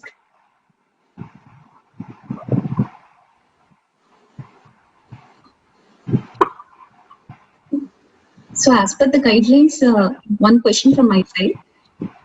So as per the guidelines, you told that there are a lot of trials. Initially, you told that there were head-to-head comparison and all, but the doses have been, initially you told 0.4 mg per kg is used, 0.25 mg is not efficacious, but the guidelines recommend it's finally the 0.4 mg per kg. Is there any specific selection criteria? And right now that the recent guidelines have showed it's got a significant role. Is there any selection criteria? It is 0.4 mg per kg is an alternate to alteplase. Is an alternate to alteplase, but 0.25 milligram per dose is they have told it is better over alteplase. They have recommended, especially in patients who are planning to undergo mechanical thrombectomy.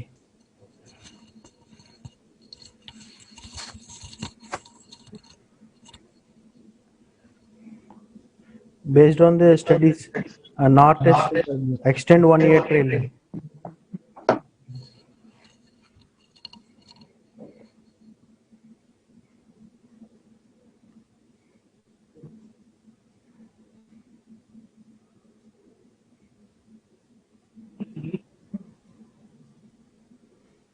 If there are no further questions, we will move on to the next chart.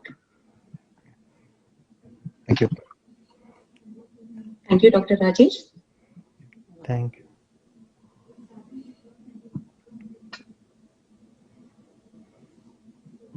This session, the next talk is the guest lectures. Will start in a couple of minutes.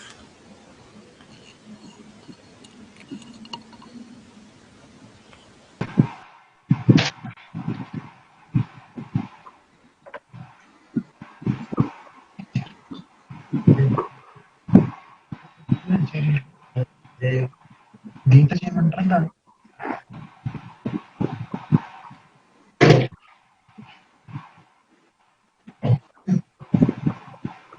దాంట్లో అయిపోయింది కదా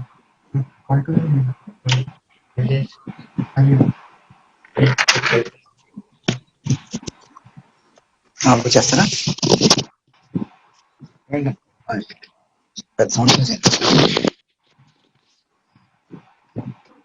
ఎప్పుడో ఖర్చు ఇచ్చేసుకోండి ఎప్పుడో వచ్చాను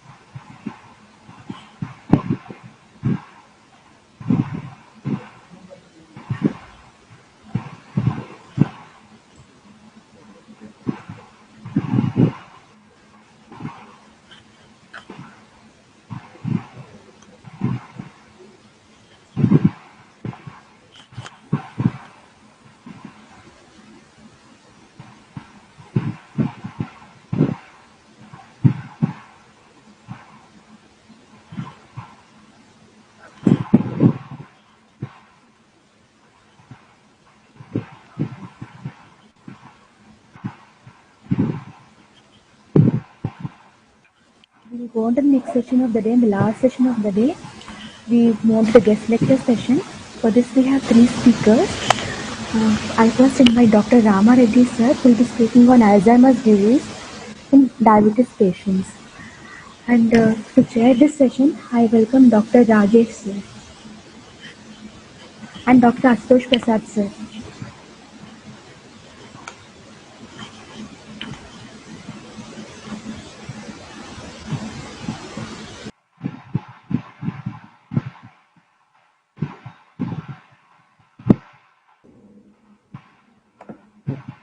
Good afternoon, sir. And it's a privilege to introduce Dr. Ramareddy, sir.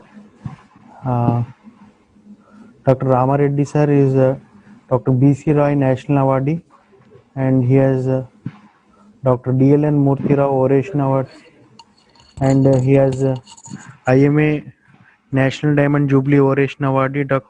Amit Bora Oration Awardee, IMA National Dr. Menda Oration Awardee, and GAPIO Lifetime Achievement Award, Dr. Vaidilingam Oration Award, and Visakha Oration Award, and Civic Reception by Rajahmundry Municipal Corporation, and more than 50 awards or titles. And he has National Limca Book and World Records and Guinness World Book and Wonder, Golden Star, etc. for most varied education qualifications of more than 31 degrees, diplomas and certificates. He is the past president of Indian Psychiatric Society and Southern Journal Branch. He has treated more than 136,000 psychiatric patients. I welcome you, sir, for the session. Shall I share my screen, sir? Shall I start it? Yes, sir. Please start, sir. Please remove that screen so that I can share my screen.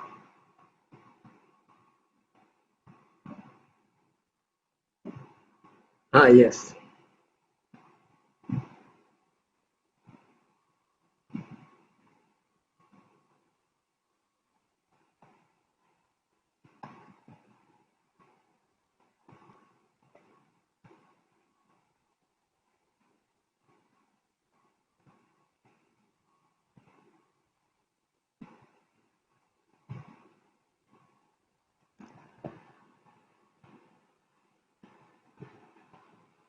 Am I audible, sir?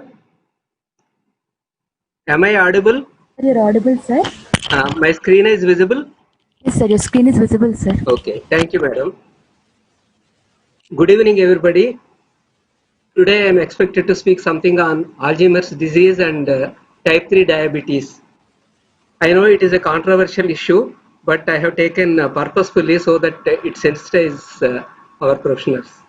I welcome you all for this session of Neurocon 2020 second day neurology session, and I pay my respects to organizing chairman Ravi Garu and secretary Venkatraj Garu, and also the president Sashkir Rao Garu, vice president Varaprasad Garu, secretary Vijay Sekhar Garu, and also I thought the chairpersons would be Srinivas Reddy Garu, Pushparaj Garu, and Rajesh Garu. Anyhow, Rajesh Garu is there, and my respects to Astosh Prasad Garu and Madam who is conducting all the things.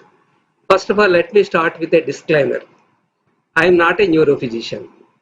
I am neither a neurophysiologist or neuropathologist. I am not an endocrinologist or a diabetologist. I am not an expert in nutrition science. I am not a fan of any socially active non-medical diet advisors. I am a psychiatrist, 66-year-old perpetual learner. That's my qualification. So I entered into this controversial thing. As you know, we have got billions of neurons, trillions of synapses, and among those synapses, quadrillions of permutations and combinations of connectors. So much wealth of brain we have got. But in spite of that, unfortunately, great intellectual person, a renowned professor, at the age of some 60 or 70, losing his brain. What is the reason? Alzheimer's disease. I think most dreaded disease which anybody would fear is Alzheimer's disease. I would prefer to get a heart attack rather than getting an Alzheimer's disease. Usually this is the situation. When we think about the deficits, neurotransmitter deficits, degenerated neurons, synaptic dysfunction, extracellular buildup of amyloid beta, intracellular neurofibrillary tangles, so those things, the pathology we could understand. And when we go into the details also, so many toxic things, brain atrophy, neuronal toxicity, aggregation of the plaques, tangle formation, aberrant brain activity, and cholesterol or lipid metabolism down, neurogenesis down, glucose metabolism down, synaptic functions down, and the clearance of the plaques is gone down, vascular function is down, mitochondrial function is down. So much we could understand what is happening. And when we try to find out the reasons for this one, okay, we could find a gene, heredity, yes. If one gene is transmitted, yes, some extent. When from two parents, when both the parents, it is the risk is more, and it is more among the patients, not with the controls. So hereditary factors we could understand, and also post-mortem studies we could find the beta amyloid plaques, and also neurofibrillatory tangles. But when the problem is elephantine, when we are blind, we try to describe the things in different perspectives. A psychologist describes in one perspective, and biochemistry man describes in another perspective, and pathology man and nutrition man also describes in some other perspective. And it is one of the perspectives. Alzheimer's disease is a metabolic condition. We know that diabetes or insulin resistance, type 2 diabetes especially, it is known to produce some changes in the brain. Alzheimer's disease, as you know, it produces them. And sometimes when these two things together, can we synthesize something? That synthesis is type 3 diabetes. Diabetes, whether it is DM1 or DM2, has influence on memory processing. We know it produces brain atrophy and synaptic communication disruptions.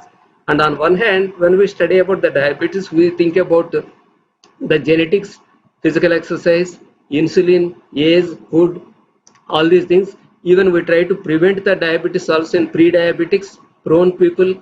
And from Alzheimer's disease, we think about the so many symptoms and all. And we try to, we have produced so many drugs to improve cholinergic function or so, and so on. So many things are happening from this side, and from the other side also things are happening. Earlier, it was found that those people who are having diabetes, whether it is T2 or T1, especially T2, they have independently, although Alzheimer's disease and diabetes are independent metabolic disorders, even if we think, but there are certain common pathophysiological changes occurring in the signaling pathways, and also insulin resistance responsible for inflammatory pathways. So let us try to link these two things. Insulin resistance could be there here, could be there, and signaling, IGF signaling is defective here and there, inflammatory response, oxidative stress, and also signaling mechanisms of other systems, amyloid beta plaques, neurofibrillary tangles, acetylcholinesterase activity regulation. So all these things can be found here, can be found there also.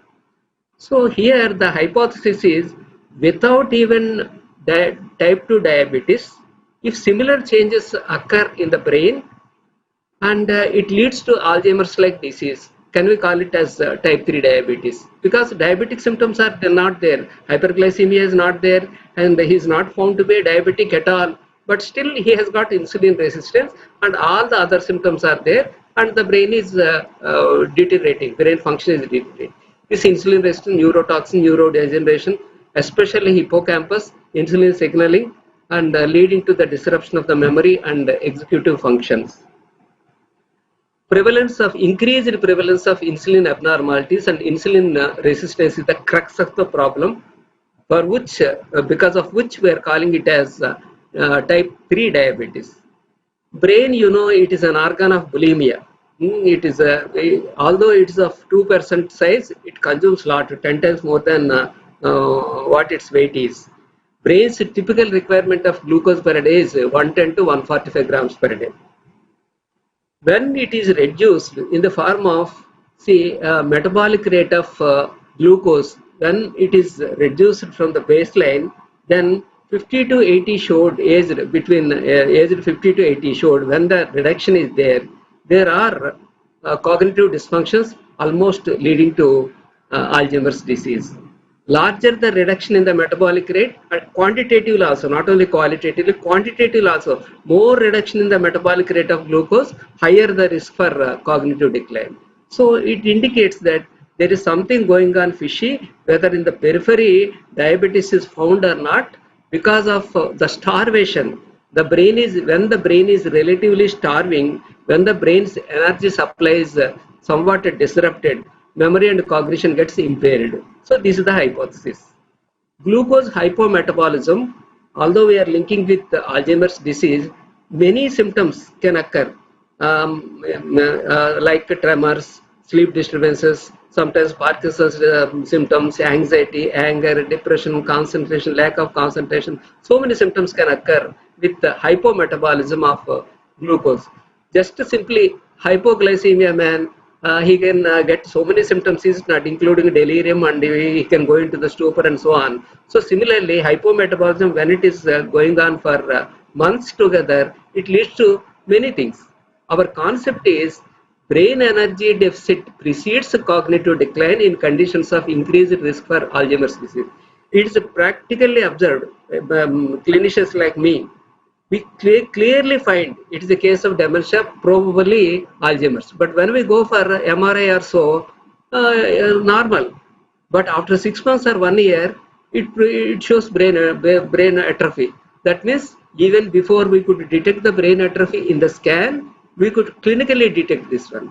Here, even 5 years before also, even 7 years before also, before the cognitive decline occurs, we could find the energy deficit with PET scans and all, so that he is the man who is going to have this cognitive deficit, initially minimal cognitive deficits, and later he may land in Alzheimer's. We can predict even many years before if we could really care for that one. This is the concept.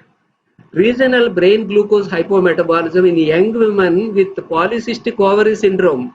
When PET scans are done, they showed deficits in working memory, and they showed abnormalities in the form of hypometabolism of the glucose. For a polycystic ovary syndrome woman, we don't suspect anything at the stage, even 24-year-old woman also. Then we can predict that this woman is going to land this one. One controversial issue is here in insulin resistance, the hyperinsulinemia is occurring.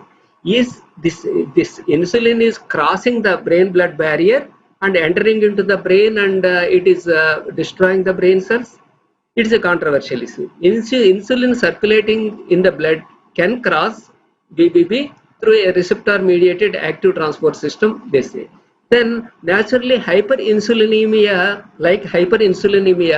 hyperinsulin should be there in the brain tissues also. But converse is also seen by some of the studies. This I am going to explain in a few minutes. Insulin regulates the expression and levels of GABA, NMDA, AMPA mediated mechanisms which have strong influence over long-term potential. See, all the memories we cannot store, is it not? See, in the RAM we keep the memories, and after some time we keep in the hard disk. And from the RAM, so many things will go away. Even in the hard disk also, maybe disuse atrophy may occur for the memories. See, this long-term potentiation, long-term depression, these things are controlled by insulin. Fully differentiated neurons are permanently post-mitotic cells which lack regeneration. We know that neuron cell cannot be regenerated once it is dead, but still the others can take over the function. That's what we call as neuroplasticity in the form of forming the new connections and all. This because of the lack of ATP, because of the energy crisis, oxidative stress, they either die or experience apoptosis. Degeneration can cause neuronal degeneration and loss. Brain neurons or tissues are highly demanding excitable cells in which more than 40% of the present ATP is based to keep neurons viable. Just to live, just to make the viability, 40% of the ATP is required. And not only the neuronal cells, but also the astrocytes, glial glucose transport system also should be okay to supply the energy. Otherwise, it may get disrupted. Free radicals, oxidative stress, dysfunction of mitochondria, energy defects, and neuronal degeneration. So these are the things which can occur because of the metabolic error in the. Then how can we nourish the starving neurons. It is a it is a nutritional approach towards Alzheimer's. They are having hypometabolism of glucose. Glucose supply is so badly affected because of the insulin resistance also. So how to go across this problem? Preservation of cell architecture is necessary. Although we think that when the brain tissue is atrophy, that means we find some atrophy in the cells, all the cells need not die. They may go into hibernation like. They would be shrunken, neurons may get shrunken. So to maintain the cell architecture, they require some energy. Cell membrane physiology, whether it is okay or not. And also dysfunction of the mitochondria, which are the batteries or powerhouses of the cells, which has to be maintained well. So here in type 3 diabetes are the diabetes-like syndrome which is affecting the brain without having diabetes type 2 symptoms in the body, like hyperglycemia. Predominant abnormality is 40% reduction in cerebral glucose utilization. Brain hypometabolism is responsible for this one. Progressive region-specific declines, especially those which are vulnerable, like hypothalamus or hippocampus, or so the areas where which are sensitive, cerebral glucose metabolic rate is down.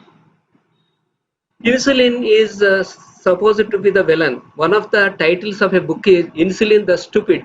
That means insulin, of course, I mean insulin is see pain, for example, or fever. Those are all protective in nature, but at the same time we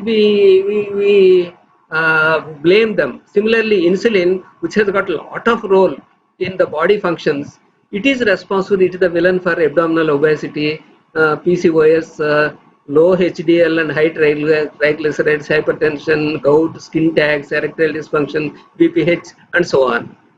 Here, hyperinsulinemia, even before the onset of mild cognitive impairment, cerebral metabolic rate of glucose is down because of hyperinsulinemia. Because of the time pressure, I'll go through fast. See here, because of brain insulin resistance, the cell membranes do not allow the insulin to act on them. So when the insulin sensitivity is lost, naturally glucose cannot enter into the body. So body in the sense of body of the cell. And at the same time, it produces so much insulin is accumulating there. When insulin is accumulating there, immediately it has to be mopped out. To mopping out, certain enzymes are there. So those enzymes are taking the function of mopping out the insulin. Then this beta amyloid, because it is not taken care of, it accumulates. Normal blood sugar level, normal A1C, normal everything, OGTT, glucose tolerance test, it is also normal. But still, when insulin is tested, hyperinsulinemia occurs. Unfortunately, it is so it so happens that insulin is tested sometimes fasting insulin, and invariably it comes normal. See, when we go for vitamin D levels, for invariably it goes low. B12 estimation, invariably they give low results. Similarly, for insulin, somehow, although there are symptoms of hyperinsulinemia, fasting, for that also they have given explanation. Fasting is not sufficient. Go for 5 hours after food, insulin. So that gives the best result, people say. When hyperglycemia is happening, naturally insulin gets secreted. And because insulin is going up and up, this insulin is telling, come on, take cells, take the glucose, absorb the glucose. So it tries to push the thing. But ultimately this blah, blah, blah, blah from the insulin will not be listened by the cells. The cells become deaf and okay, whatever you shout, I am not going to open. The locks and the key will not be compatible. So more the glucose we put into the body in the form of diet or so, more insulin will be secreted. In spite of the more insulin, unfortunately, cells are not in a position to absorb. So here, the similar pathology occurs in the brain also. But here, surprising thing is insulin, whether it is high in the brain or low in the brain. Insulin initially goes high, but as soon as it enters there, it gets mopped up. So finding the low levels of insulin, people try to give nasal sprays of insulin so that insulin improves. Even diabetologists also sometimes do the same thing. DM2, type 2 diabetes, although it is known that insulin resistance case, if the oral diabetic drugs fail, they try to give insulin. Although it looks, why giving insulin when insulin is more? No, insulin works so well. Similarly, insulin is given and they found some initial improvement, but that is not the thing. It is like for a delirium tremens man, if we give alcohol, he becomes all right. But it is not the permanent thing, is it not? Similarly, here also. And this insulin resistance, insulin's function is to send glucose into adipose tissues, skeletal muscles, liver, glycogenesis, so on and so on. All these things you know. See, this resistance to insulin, it's one thing. The second thing, because of the hyperinsulinemia, ultimately the pancreas gets fatigued and it stops secreting proper insulin. So two defects, burnout, something like burnout.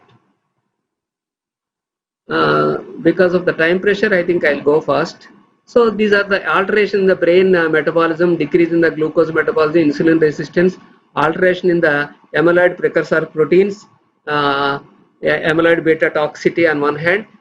Here, defect in the signal transduction, tau hyper phosphorylation, microtubules breakdown, mitochondrial dysfunction, oxidative stress. Here cytokinins activation, inflammations, so ultimately leading to neuronal death. This amyloid beta peptides, say, with different types are there, and also gene wise also different mutations are there, especially hippocampus, hypothalamus, cerebral cortex and olfactory bulb. These are the things which get affected, and various mechanisms also have been delineated how the neuronal damage occurs, various angles, microglia and insulin signaling, synapse failure, failure in various areas leading ultimately to the death of the cell. And these things also escape inflammation, apoptosis, long-term potentiation.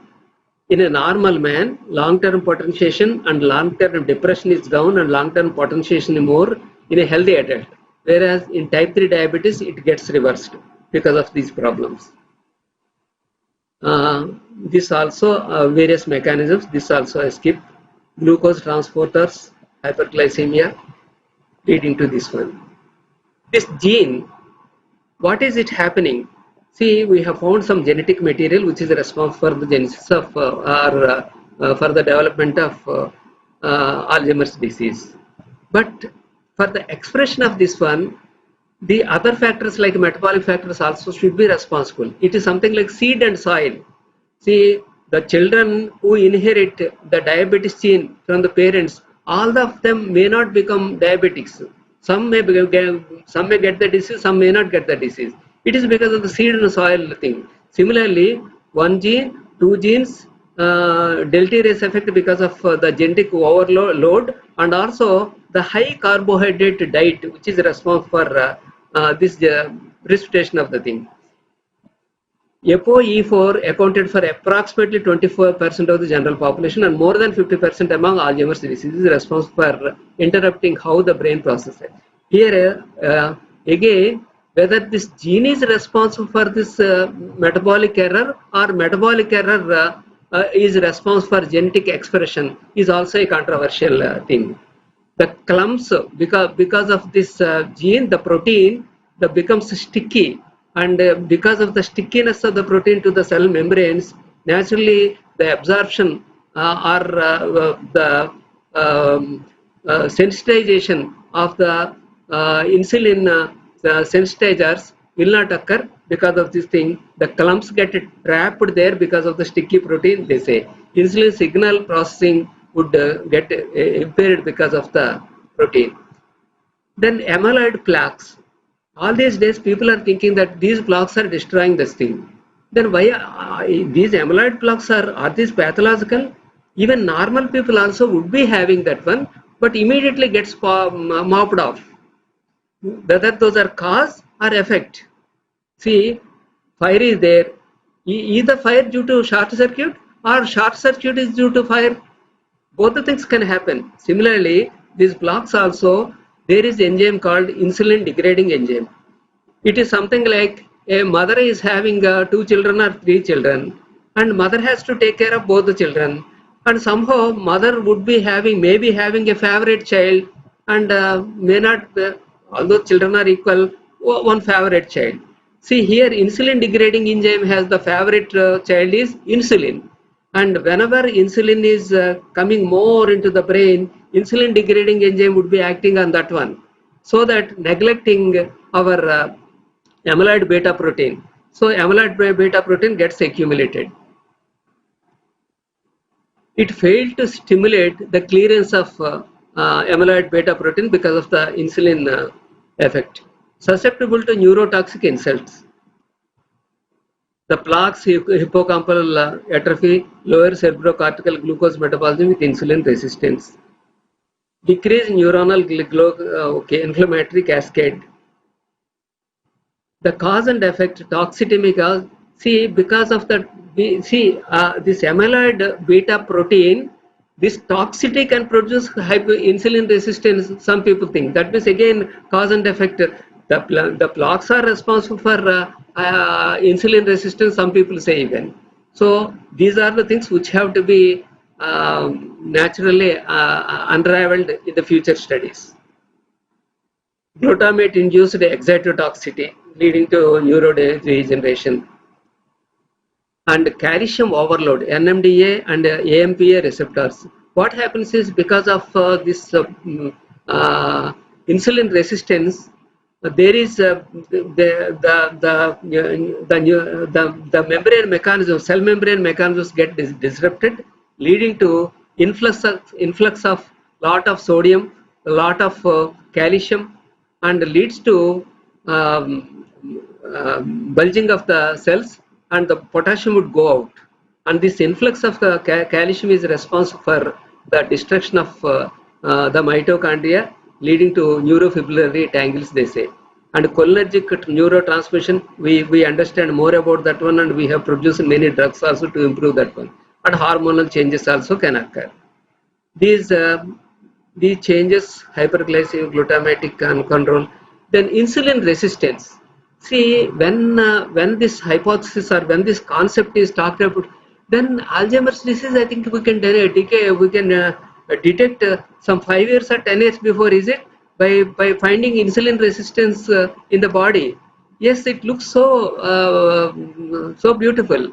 Fasting insulin and also the HOMA-IR test, that is homeostatic model assessment of insulin resistance. That is a simple formula: fasting blood sugar into fasting blood insulin divided by constant 404, and certain levels are fixed. If such certain level is there, it is mild insulin resistant. If certain level is more, it is a moderate, and so on. And insulin level 5 hours after OGTD, this is a very important, Card says. And this is another controversial thing, statin drugs. These days, so many publications are coming out that statins are no good at all.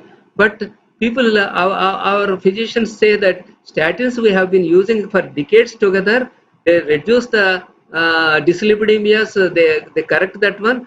How can we blame statins? But they say that because of statins, some cognitive deficit. Indeed, the brain needs cholesterol. We should not interfere with the cholesterol. It is not the high fat which is responsible for the havoc. It is the high carbohydrates which are responsible for the whole thing. Higher cholesterol is, to some extent, it is protective only, people say, for healthy aging, this one. Okay, what do we do about it? This consequence is the conflict between the age-old 100 years back, people were eating in one way, and nowadays we are eating in a modern way. So nowadays diabetes more, Alzheimer's also more. If we revert back to the earlier stages, then I think we can prevent Alzheimer's, and we can have Alzheimer's antidote, like we can reverse it even. Amy Berger, a nutritionist, she has written a book, Alzheimer's Antidote, and which is one of the best sellers, and she is a protagonist for this type of concepts. What it is said is, human brain, it is a hybrid car. Like hybrid car means it runs not only on the petrol but also with electricity also, and we can do work with horses in a traditional way, or we can work with modern way with a tractor, something like that. So here the brain works usually with glucose, because plenty of glucose is there. But when the glucose is low, if we feed with ketones it can function so well. Indeed, ketone is preferred one, because ketone gives more energy. Glucose has to be pulled into the brain, but whereas ketones, when ketones are more in the bloodstream, they naturally go into the brain. So only thing what we have to do is put lot of ketones into the bloodstream, then those will be taken care of, and the brain gets normal. Ketone is supposed to be high octane brain fuel. See here, this shows that young healthy control, 95% glucose and 5% ketone, no energy gap at all, healthy. But old man, but without much more memory problems. Glucose intake is only 89%, ketone also less, 3%. So there is gap of 8% minus. Here mild memory problems, minus 12%. And mild memory problems, but 30 grams of medium chain lipids are fats are given. Then 3% improve to 7%. Mild memory problems, when 45 grams are given, then 10% improvement. So that means only minus 6% only. So by giving the ketones in the form of MCTs, there will be an improvement. 2 points are clear. Alzheimer's disease is at least in part exacerbated by chronic progressive brain fuel starvation. Attempting to treat the cognitive deficit early in the stage with ketogenic interventions is safe, ethical, and scientifically well founded. It is said not by nutritionists. These are said by our neurologists and physicians. People, when they hear about ketosis, oh, ketosis means pathological. No. Pathological ketoacidosis due to diabetes and all, due to fasting and all, that is a different issue which would be high. Whereas benign nutritional ketosis is it is something like a shower, raining shower. Whereas the pathological ketoacidosis is something like a tsunami. And we should not, or we need not think, compare both the things. When people talk about ketosis, by taking the ketogenic diet, kidneys get damaged, this thing get damaged, and I know about a person who died. So even with our drugs also, with our anti-epileptics, with our antidepressant, with our antipsychotics, some people die, and those people who are skeptics about the modern medicine, they keep on criticizing. Psychiatry is nothing but brain destroying discipline, people say. So things of that thing happen, but is ketogenic diet really so unhealthy? As long as it is prescribed by a doctor, a medical doctor who knows about the person, one need not criticize about this one. Ketogenic diet may even diminish and clear beta amyloid plaques. So these are all not just saying things. These are all in PubMed from 2000 onwards till today. So many articles are there. Impaired lipid transportation, mainly this one. How to raise the ketones? Low carbohydrate. I am not saying that here are two things. One is ketogenic diet means taking only less than 10 or 15 grams of carbohydrates. So that is the thing. But moderate thing is low carbohydrate and high fat diet. That is taking up to some 30 or 40 grams of carbohydrate, which we all can do. Fasting is intermittent fasting. So many people are getting benefited with the intermittent fasting. Exercise, nobody can deny the improvement of this one. For this medium chain lipids, coconut oil, sesame oil, those are found to be very good. But one thing, even the palm oil also Although when we hear about the palm oil, that cheap palm oil with all dirty fatty acids and all, we may think. But even that one also, see this one, cold pressed virgin oils, they say. So those things would be beneficial. The ability of ketones to supercharge the body has been designated as super fuel, medium chain triglycerides, simplest and cost effective, prevention via diet, and starting with this low carbohydrate and increasing the essential fatty acids like omega-3 fatty acids. A nutrition, so many things are described: antioxidants, carotenoids, polyphenols, flavonoids, omega-3 fatty acids. Curcumin. Curcumin is known to produce pro-apoptotic signaling pathways in primary hippocampal neuron cultures. It hurts. Exercise. Metformin also they have tried whether it improves the insulin resistance. There are some studies which say that metformin improves. There are some studies that metformin does not have any insulin. So ultimately, I conclude saying that I am not an authority on this subject, but at the same time, I have seen patients after viewing this thing. I have seen patients improving. I have seen patients really improving and getting back their cognitive functions, not only in Alzheimer's but in LB disease also. Lewy body disease patients also, although they are said to be somewhat having worse prognosis, and close people whom I could observe. I don't say that I have stopped the medicines. I have given this one as an adjunct and it has given some results. And of course, I am not supposed to say about the anecdotal things. Only thing is evidence based we have to follow, and lot of evidence we could see in PubMed.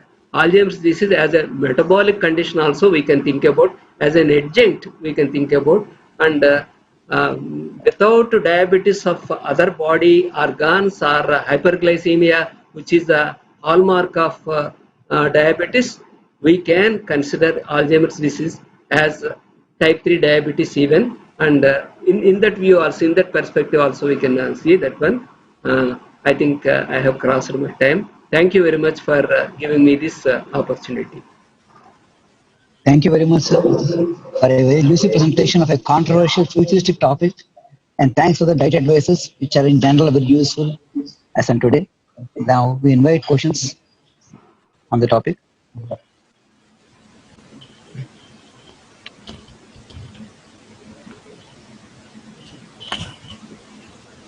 Are there any audience? It's anyway there on YouTube, sir. So there will be more later. Okay, yeah. If there are no questions, we thank you so much, sir, and thanks for coming for the conference. Thank you. Thank you so much, sir. We invite our next speaker. Our next speaker is Dr. Madhusudan Babu, sir. He will be speaking on traditional versus newer oral anticoagulants. Can I share my screen, please? So, welcome, sir, Dr. Madhusudan Babu Garu. It's a great pleasure for me to invite sir to this conference. Myself being an alumni of Vizag. Sir is now the superintendent of KGH and head of the Department of Medicine, AMC. He graduated from and sir has more than trained more than 120 postgraduate students, and he has got various papers in national and international conferences. And he's also the president of Vizag Neuro Club. And more than his academic and professional growth and his achievements, sir is very approachable, always cheerful, and so nice to talk and interact with him. So today we'll discuss on a very nice topic. So far, for many years and decades, we have been using traditional anticoagulants. Now the newer ones have come and taken over the market, especially from the cardiology point of view, cardiologist side of point of view. So we'll see how much is this good enough for our neurological diseases, and invite sir to start the session. Thank you, sir. Thank you, Dr. Astor. Is my screen visible and I'm audible? Yes, sir. Yes, sir. Very much, sir. Okay. Thank you. At the outset, I thank the organizers for giving me the opportunity to talk in this forum. Before I start my talk, I pay my respects to our senior professor, my guide, Professor V. Satyanarayana Garu, who passed away recently. Coming to my topic, Dr. Balbhadra Venkatraj asked me to talk on traditional versus newer anticoagulants. If it is one, it's okay, but both traditional and newer anticoagulants, it makes a big chapter.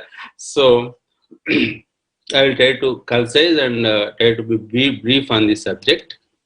This we know this diagram since our physiology days. These are vitamin K dependent factors, and this is extrinsic pathway where tissue damage activates 7A. And final common pathway is factor 10A, which converts prothrombin to thrombin, and that converts fibrinogen to fibrin monomer and then polymer with the help of factor 13.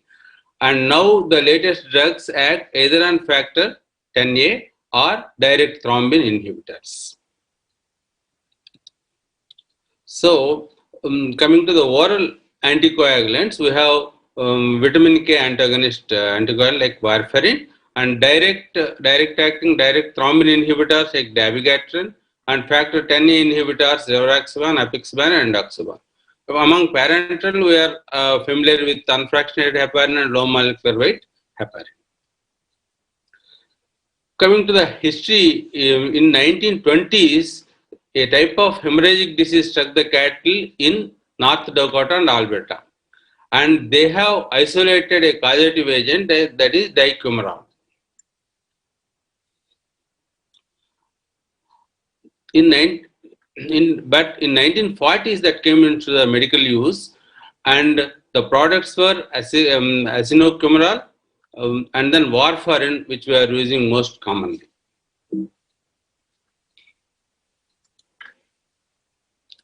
Coming to the heparin and low molecular weight heparin, heparin is usually endogenously produced linear polysaccharide isolated from porcine or bovine intestines with a molecular weight of 15,000 daltons.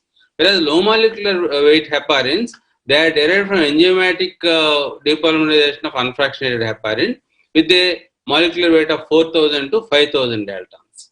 Whereas fondaparinux is a pentasaccharide with only 5 saccharides and with a molecular weight of 1700 dalton.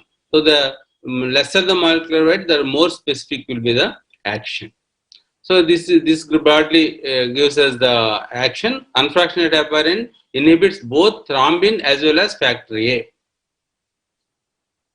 Low molecular weight heparin has less effect on thrombin and it inhibits factor 10A. Whereas fondaparinux inhibits only factor 10A. This is the mode of action of these heparins. And renal function effects. This heparin, the renal function does not affect elimination and therefore does not usually, we don't have to alter heparin in the usual doses, usual therapeutic doses. Whereas low molecular weight heparins are metabolized in the liver and excreted by the kidney. So we should be careful in giving low molecular heparins when the creatinine clearance falls less than 30 ml per minute. So what are the advantages of this heparin? Because once you give heparin, it has rapid onset and offset of action, allowing more flexibility in dose titration. And you can discontinue whenever it is needed.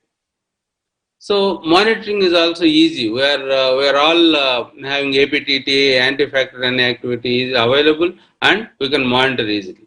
We can use in renal failure, and you have extensive clinical experience with heparins, and ability to reverse activity by protamine sulfate. And we have choice by both intravenous as well as subcutaneous route administration. Coming to the disadvantages, because of the short half-life, it needs continuous infusion to obtain the therapeutic levels. Of course, for venous thromboembolic episodes, you have subcutaneous route administration. And it is highly variable dose-response relationship necessitating frequent laboratory monitoring. And achieving and maintaining therapeutic levels is often challenging with this heparin. And there are no oral formulations. And this is another thing which you are usually encounter, heparin-induced thrombocytopenia, then of course skin reactions and osteoporosis in long-term use. then potentially increased risk of hemorrhagic complications compared to low molecular weight heparins. And there is an entity known as heparin resistance, where once the daily requirement is more than 35,000 units, excluding the bolus doses, we call it as in resistance to heparin. Then a word about low molecular weight heparins. The advantages are it is a greater bioavailability than unfractionated heparin. Extensive clinical experience, all of us are familiar with these drugs, and once or twice daily administration in the outpatient setting.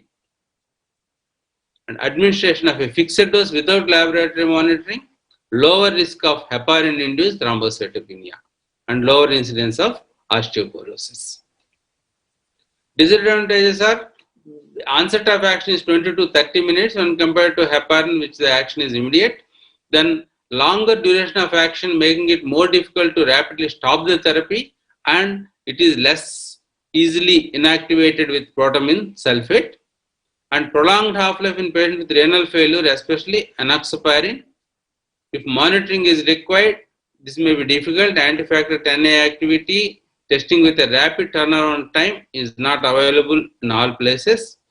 These are the preparations which we use. Then coming to vitamin K antagonists, they are indicated, all of us know the indications: atrial fibrillation, acute coronary syndrome, heart failure, prosthetic heart valve, stroke, deep vein thrombosis, pulmonary embolism, and antiphospholipid syndrome. Then advantages with this warfarin, this vitamin K antagonist is we have a large clinical experience. All of us have used this drug, and greater efficacy in the prosthetic heart valves, because we cannot give other drugs in prosthetic heart valves. It has to be vitamin K antagonist. Then low cost and wide availability, and it is that drug that we have to use in antiphospholipid syndrome, and desired anticoagulant effect even in patients with advanced renal insufficiency. So it can be given in advanced renal insufficiencies. We can get the adequate concentrations. Then higher rate of thromboembolic bleeding and complication in individual with atrial fibrillation. Requirement for frequent monitoring with associated costs and burdens, because it has to be this INR should be done very frequently. Dosing is affected by illness, changes in diet, numerous interacting medications.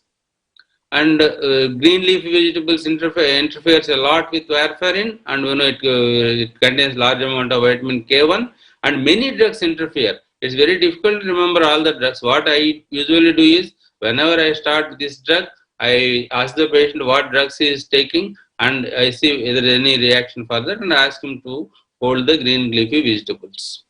And to memorize, for those who can memorize, they have given some tips like O devices and crab bars, and these drugs, omeprazole, disulfiram, erythromycin, valproate, isoniazid, ciprofloxacin, sulfonamides, all these things potentiates, whereas these the drugs which we use in epilepsy, especially carbamazepine, phenytoin, barbiturates, they all decrease the effects of that, and alcohol reforms and sulfonamic gas. But it's difficult to remember all the things, so we should always check the drugs which he is taking before we start this drug.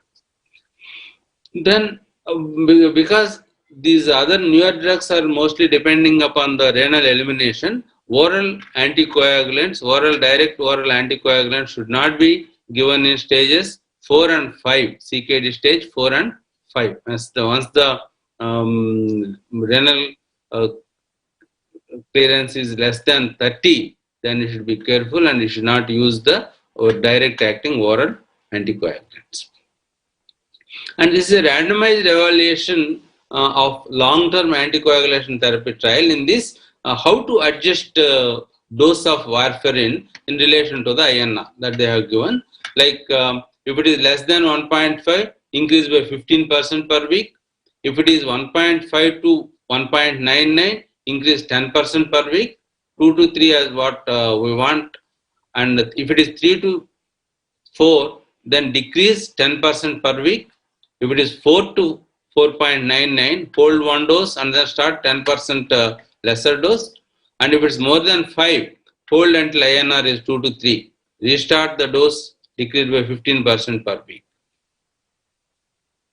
And the complications, all of us know, bleeding, skin necrosis, teratogenicity, especially in teratogenicity in pregnancy, cholesterol embolization, vascular calcifications, nephropathy, all these are complications with these drugs, skin necrosis. And now coming to the direct oral anticoagulants, this is dabigatran is the drug which we commonly, most of us are using. Of course, we are using other drugs also. Dabigatran etoxalate is an oral prodrug that is rapidly converted by serum esterase to dabigatran. It is a direct competitive inhibitor of factor 2A, that is thrombin. It is a direct thrombin inhibitor. Because of predictable pharmacokinetics, dabigatran can be administered at a fixed dose and does not require coagulation monitoring.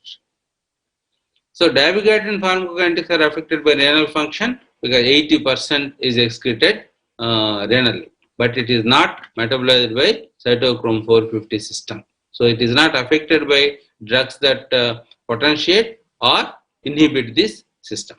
Whereas it is definitely affected by P-glycoprotein inhibitors such as ketoconazole, amiodarone, verapamil, and quinidine. Then coming to the rivaroxaban, this is a competitive inhibitor of factor 10A, and its half-life is 5 to 9 hours. Administered as a fixed dose without coagulation monitoring, and it is metabolized by CYP348 system, that is cytochrome P450 system. And so all the drugs that potentiates like clarithromycin, erythromycin, diltiazem, these are all inhibitors. And then inducers are phenobarbital, phenytoin, and rifampicin.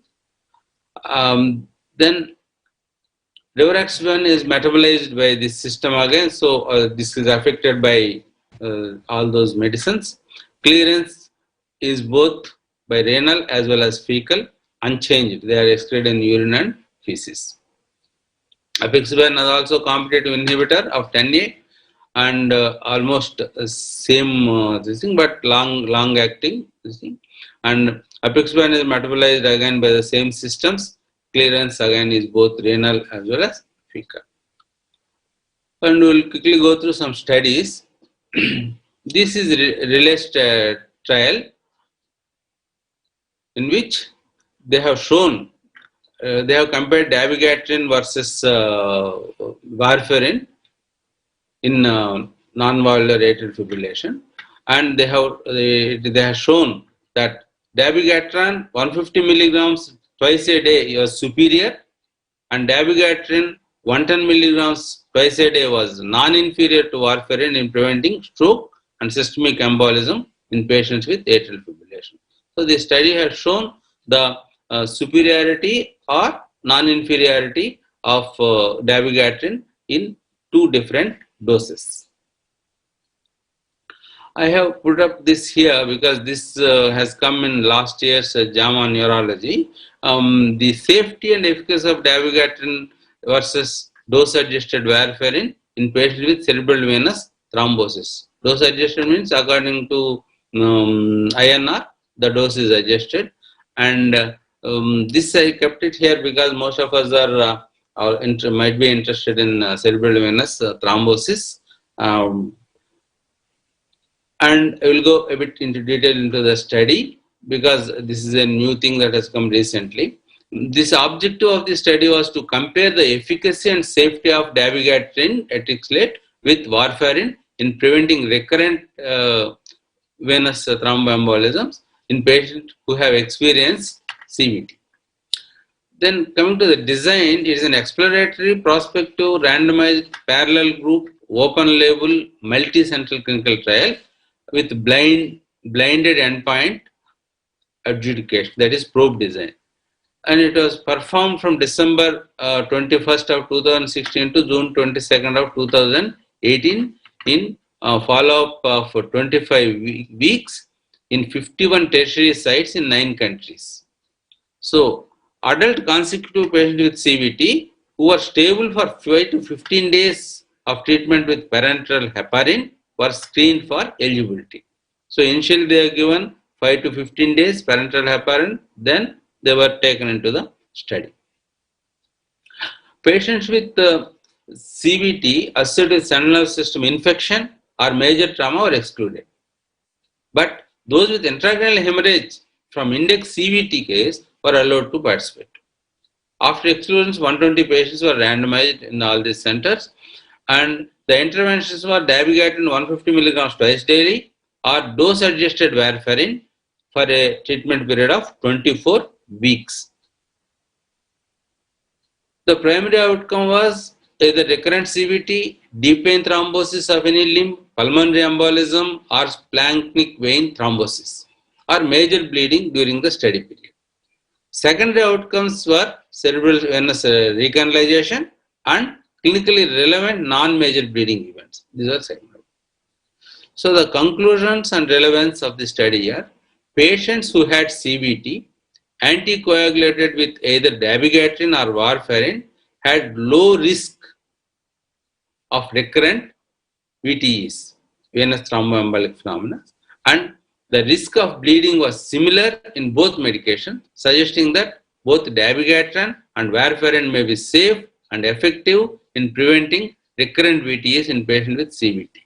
I have a small experience with this drug. I have used it in 13 patients, and 12 responded well. One patient did not improve, for whom I have to start heparin infusion followed by warfarin, with which he has improved well. So the dabigatran does work, and we can, when monitoring is not possible, I think we can definitely look at the dabigatran. Still further studies are have to come for us to give a standard guidelines. And this is another study, early start of DOAC for ischemic. How early we have to start? They have given either less than 7 days or more than 7 days. Early means are less than 7 days. More late means they said more than 7 days. And it is published in Neurology in 2016. And the conclusion of the study was, even if DOAs are often started early after an index event, the risk of ICH appears to be low.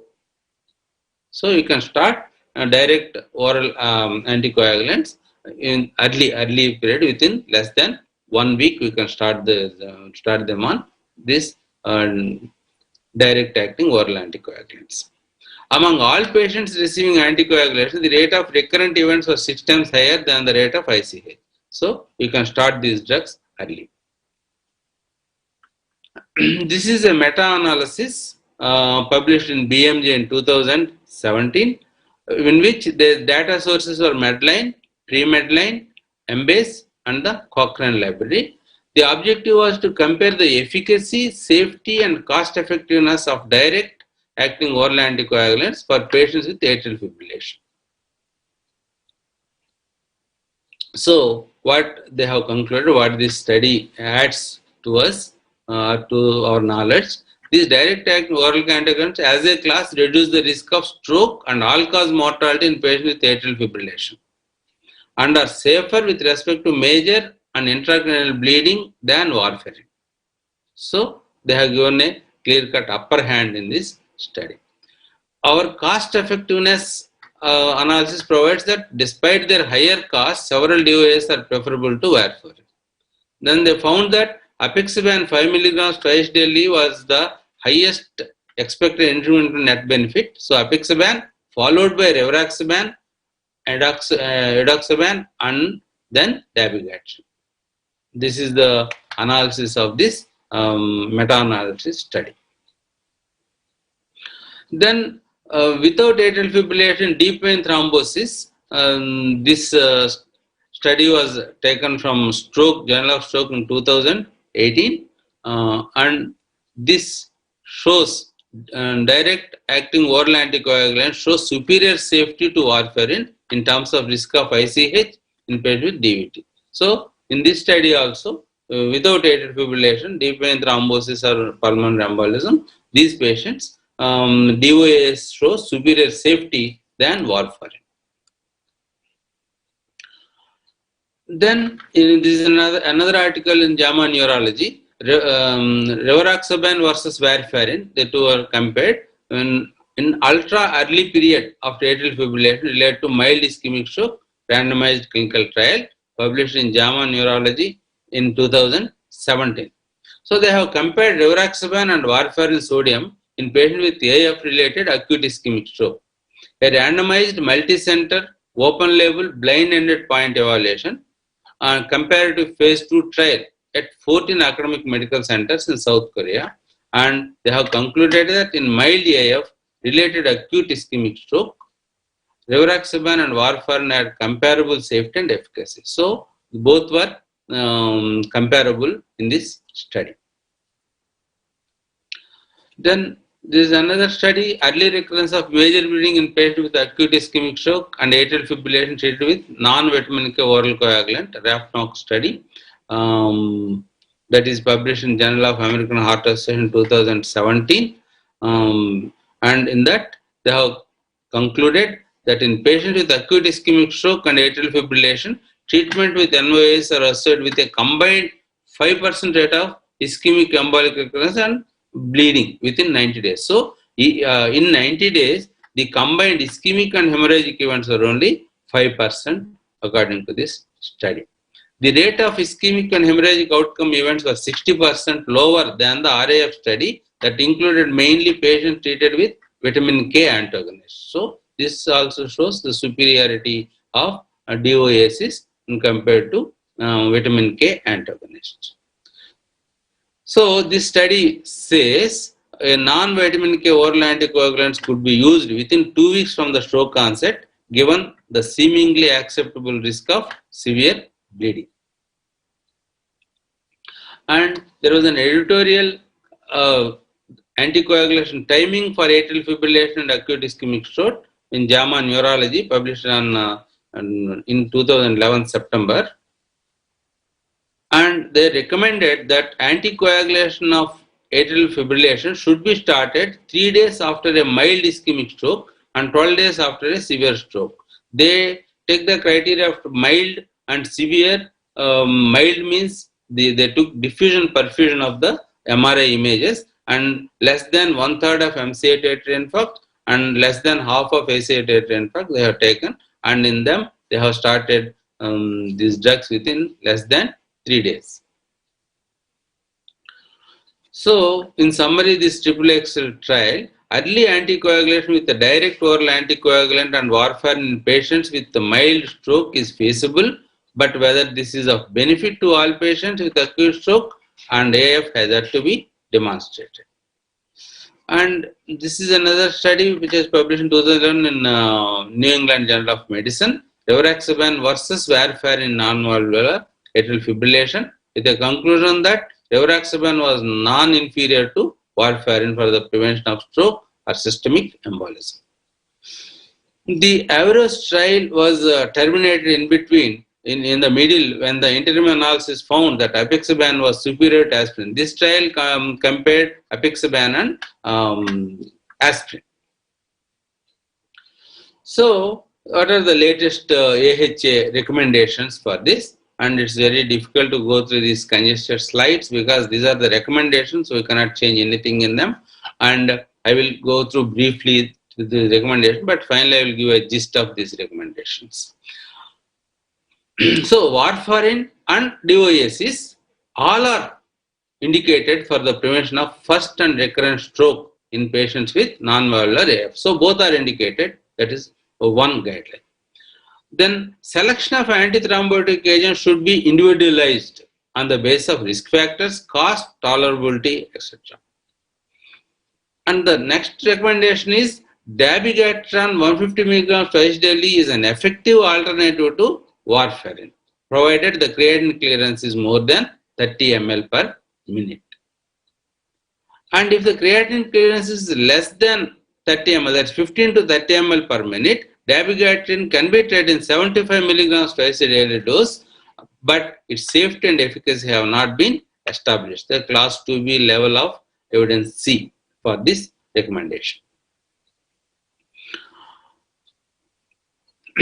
And dabigatran is not recommended in patients with creatinine clearance less than 15 ml. So if the creatinine is less than 15 ml, dabigatran should not be used. That is another strong recommendation. And then coming to the apixaban versus aspirin. Apixaban 5 milligrams twice daily is an efficacious alternative to aspirin in patients with non-valvular AF deemed unsuitable for vitamin K antagonist therapy. So the patient is not fit to give vitamin K antagonist. So instead of giving aspirin, the apixaban is proved to be superior to it. And they had additional risk factor and no more than one of the following. These three are taken in the guidelines: age more than 80 years, weight less than 60, serum creatinine more than 1.5. So if it's more than one of this is available, this apixaban 5 milligrams twice daily is advised. Then if the risk factors are 2 or more, that is age 80 years, weight, and then serum creatinine 2 or more, then apixaban is given at 2.5 milligrams twice daily. Then warfarin and apixaban. Apixaban 5 milligrams twice daily is a relatively safe and efficacious alternative to warfarin in patients with non-valvular AF. Okay.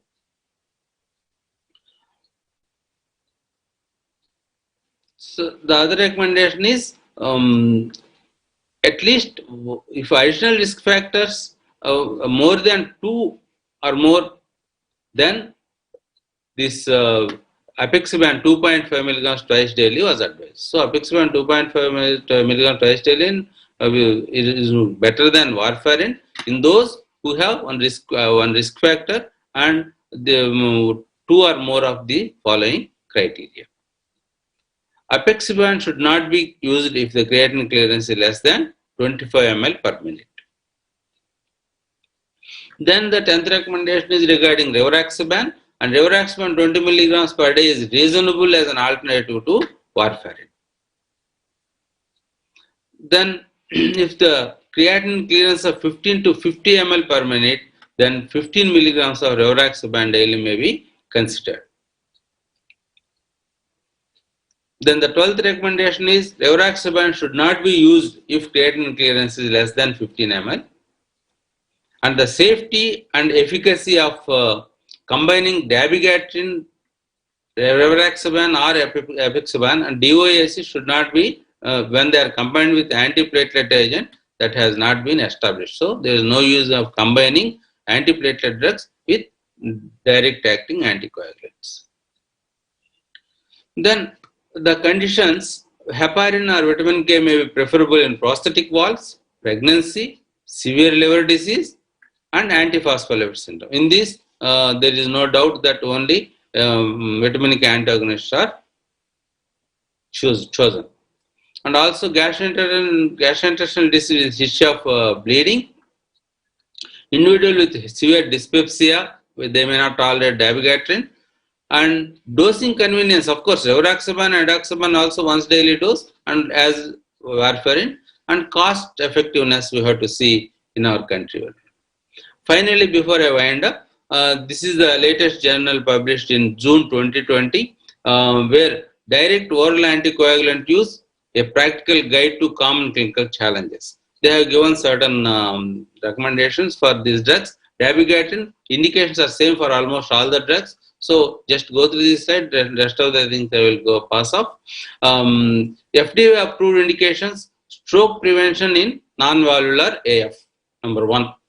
Number 2, treatment of deep vein thrombosis and pulmonary embolism. Third indication is prevention of recurrent deep vein thrombosis and pulmonary embolism. Then prevention of thromboembolism after total hip replacement. These are the FDA approved indications. Then off-label indications are prevention of thromboembolism after total knee replacement, prevention of thromboembolism after percutaneous interventions with non-valvular atrial fibrillation.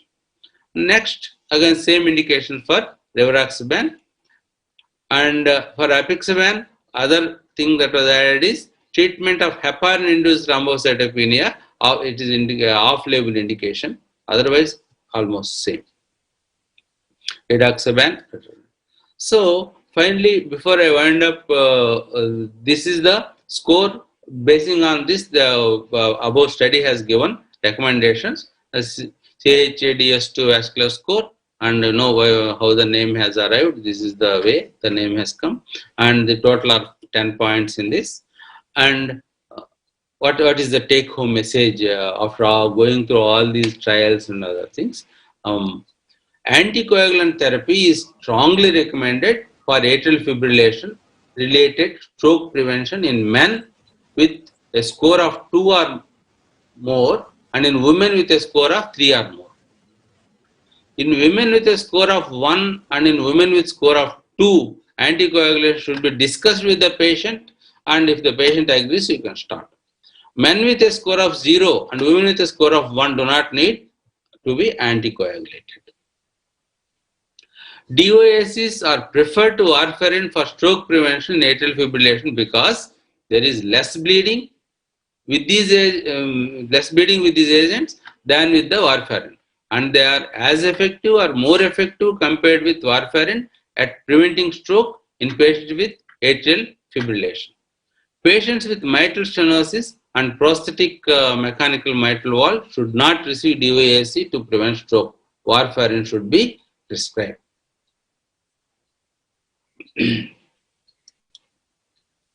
Then anticoagulation therapy is indicated in patients with atrial fibrillation with paroxysmal, persistent or permanent atrial fibrillation. Whatever the type, that is indicated. Similarly, atrial flutter should be given the same importance as atrial fibrillation, and same type of treatment should be started. And in guidelines, the dabigatran did not acquire a seat for prevention of CVT, for treatment of CVT, and probably more studies will bring that into the guidelines. And thank you for the patient hearing. Thank you.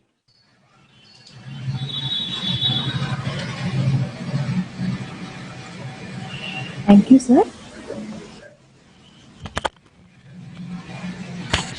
The session is open for any questions.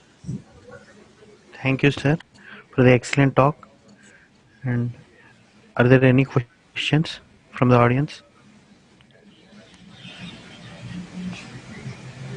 If there are no questions, we'll proceed to the next talk. Okay, sir. Thank you, sir. We shall now proceed to the last talk of the session. Gopi, sir, any questions, sir? Question to Mr. Babu, sir. Sir, can I? Sir, do you have any questions, sir? Am I audible, sir? No, the voice is weak, Gopi. I am not able to hear you. COVID, sir. COVID-19. In COVID-19, sir. Yeah. COVID-19? In COVID-19, sir. And then Role of anticoagulants used in COVID-19 patients. Oh, anticoagulants in COVID-19? Yes, sir. Yes, sir. Yes, sir. Anticoagulants in COVID-19, I think Dr. Buchrazu spoke about it, and because these are whatever the pneumonic patches in the lungs are secondary to clots of the thrombosis, thromboembolic events. So early start of once the CT shows that, and immediately we should start them on low molecular weight heparins. That is the indication. And the recent guidelines regarding COVID, I think Dr. Bujraju spoke. Hello. Bujraju. Sir, you're audible, sir? Yeah. I think Dr. Gopi is asking about prophylaxis of oral anticoagulants following COVID. Because when the D-dimers are elevated, many people are using oral anticoagulants, and many people are using especially the newer anticoagulants, maybe because of the side effects which are less, like apixaban. Even many personal experience, people who felt to use anticoagulants for 1 to 3 months. So I think because we don't need to monitor PT, INR and all that, so I think Whatever I can hear from all other colleagues, most of the people were given Epix-1, especially if the D-dimers are high above 500 units. So for 3 to 3 months. So I Yeah. think that answers Dr. Gopi's question. That's what most patients are doing. And even in Apollo also they are doing the same thing. Yes, sir. Thank you, sir. My question is, what is the neuroanticoagulant role, especially in neurology like CVT? Because two patients have used, one patient actually had more trouble, like his vision has decreased. So I was again shifted to the traditional anticoagulants. Yeah, that's what happened to my patient also. We have to give heparin infusion followed by again warfarin. They are responding well after that. So I think before we jump in and use newer anticoagulants, we should need to have, because I think there are only few trials, 1 or 2 trials which have showed. But our experience also shows, I have used only, of course, it's very minimal patients, 13 patients, 12 improved well, they recanalized well, and only one patient had the problem. So we cannot totally rule out it. So we should wait for that's why it's not in guidelines, which does. Yeah. Ashutosh, do you have any experience of newer anticoagulants in CVT? Newer anticoagulants in? Same, in cerebral venous thrombus. Yeah, I use dabigatran.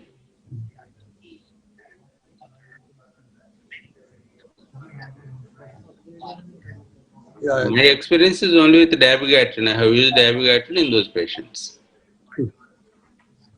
Thank you, sir, and we'll proceed to the next talk. If there are no questions, we shall move on to the next talk. The next talk is Management of Carotid Stenosis by Dr. Lakshmi Sudha Prasanna, Madam. Dr. Prasanna, Madam. She is a consultant vascular and neuro interventionist at Apollo Hospital, Hyderabad, and Lalita Super Specialty Hospital at Guntur. She has presented papers at various national and international conferences, and she is a reviewer for Neuroradiology Journal, Stroke and Vascular Neurology, BMJ Neurology, and Pediatric Neuroradiology. Madam. Okay, am I audible? Proceed, madam. Am I audible? Yeah, you are audible. Yes, madam, you are audible. Okay.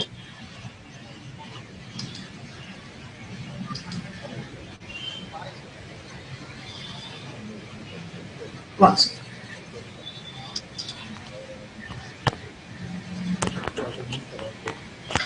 Good evening, everybody.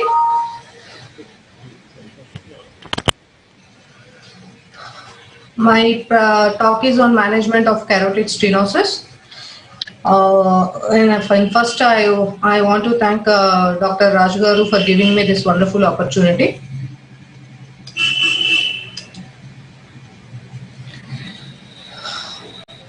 So, carotid artery stenosis causes up to 10% of all the ischemic strokes. As you can see, once there is a atherosclerotic plaque, subsequently there will be stasis, and then there is development of wall thrombus and subsequent embolic episodes, after which there will be stagnation and formation of red clot. This is how the carotid artery stenosis will progress to total occlusion.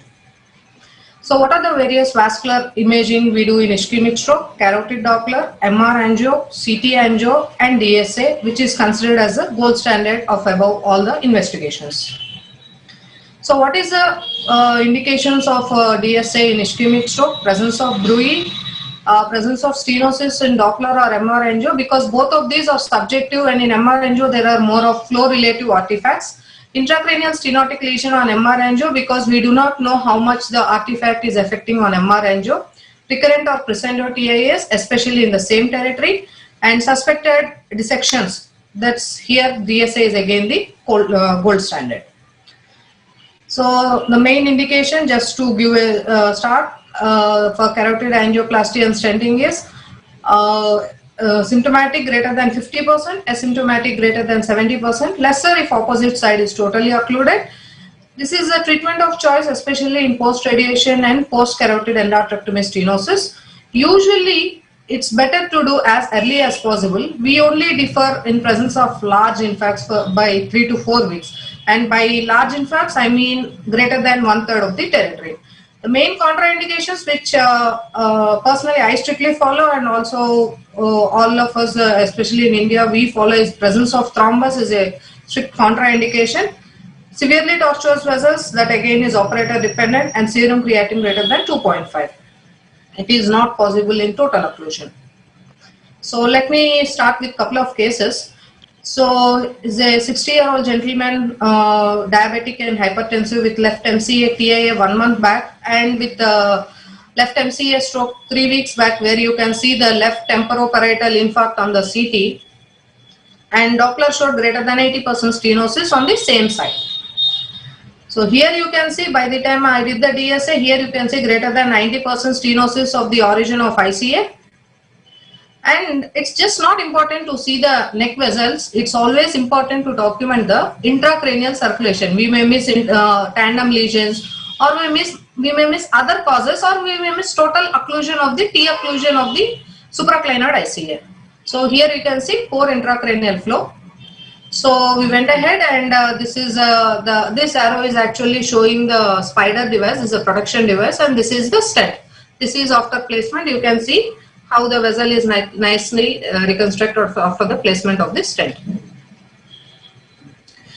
Just not important is placing the stent. Here you can see the increased intracranial circulation. This is actually the goal of doing carotid stenting. The primary reason we are doing is to increase the intracranial circulation. So another example, 67-year-old smoker with right MCA territory stroke. He was admitted after the DSA. He had a recurrent onset stroke on the in the hospital. So Doppler showed 90% stenosis, and the fresh infarcts in the right MCA territory, and this is the right stenosis, and poor intracranial circulation. So the technique is same, just placement of the stent and protection device, which I always follow. And then there is an increased intracranial circulation. So what are the advantages over surgery? It is done under local. Patient is clinically monitored during procedure. So no incision, no scar procedure. Risk of infection is low. Safe even when opposite side is totally occluded, where carotid endarterectomy is contraindicated. This is a treatment of choice in radiation vasculopathy and restenosis after CEA. And on-table control angio is done, so we can handle all the complications. So when I am speaking about carotid stenosis, it will be incomplete if I don't speak about the trials. So usually the first trial is a NACET trial, which showed a significant improvement in the patients in 70 to 99% group with carotid artery endarterectomy. Before this, it was only medical management. And then came the SAPPHIRE trial, which ultimately concluded that carotid artery stenting was not inferior to carotid endarterectomy. Then after these trials, the intervention group was hit by these two trials, SPACE trial and EVA3S trials. However, they were criticized for their suboptimal credentialing and experience requirements in the carotid artery stenting group. Then ultimately came the CREST trial, which, just to conclude, I don't want to bore with the details of the trials. It said that previously randomized controlled trials comparing carotid artery stenting and endarterectomy arms have been criticized for suboptimal credentialing and training of stent operators. But till today, the CREST credentialing and training is the most rigorous reported, and it is used as a model for many future trials. And in the CREST trial, as you can see, periprocedural stroke is actually more in the stenting arm group, and periprocedural MI is more in the endarterectomy group. Of course, the primary endpoint is nearly same in both the groups. And cranial nerve palsies are more in the carotid endarterectomy group. Cranial nerve injury is not benign. 80% of cranial nerve injuries involve motor deficit. So the main conclusions of this is CREST is the largest and most rigorous trial. So there are serious lacunae in European trials. Carotid artery stenting and carotid artery endarterectomy primary endpoints are same in the CREST trial. more minor strokes in stenting arm, more MIs and cranial nerve palsies and access site complications in the surgical arm. Overall complications are within acceptable limits, and cranial nerve injuries are not benign and they cannot be ignored. Coming to protection devices, there are two types of devices which we use in stenting, that's occlusion devices and filter devices. The main difference is occlusions are proximal protection, so before crossing the lesion itself we just occlude. These are just various pictorial depicts of these devices.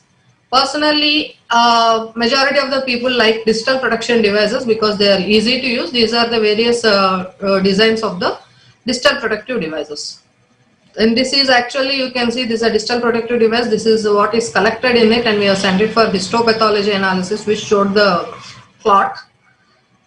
And so this is our initial experience which was showed the importance of protective devices in the carotid angioplasty and stenting group.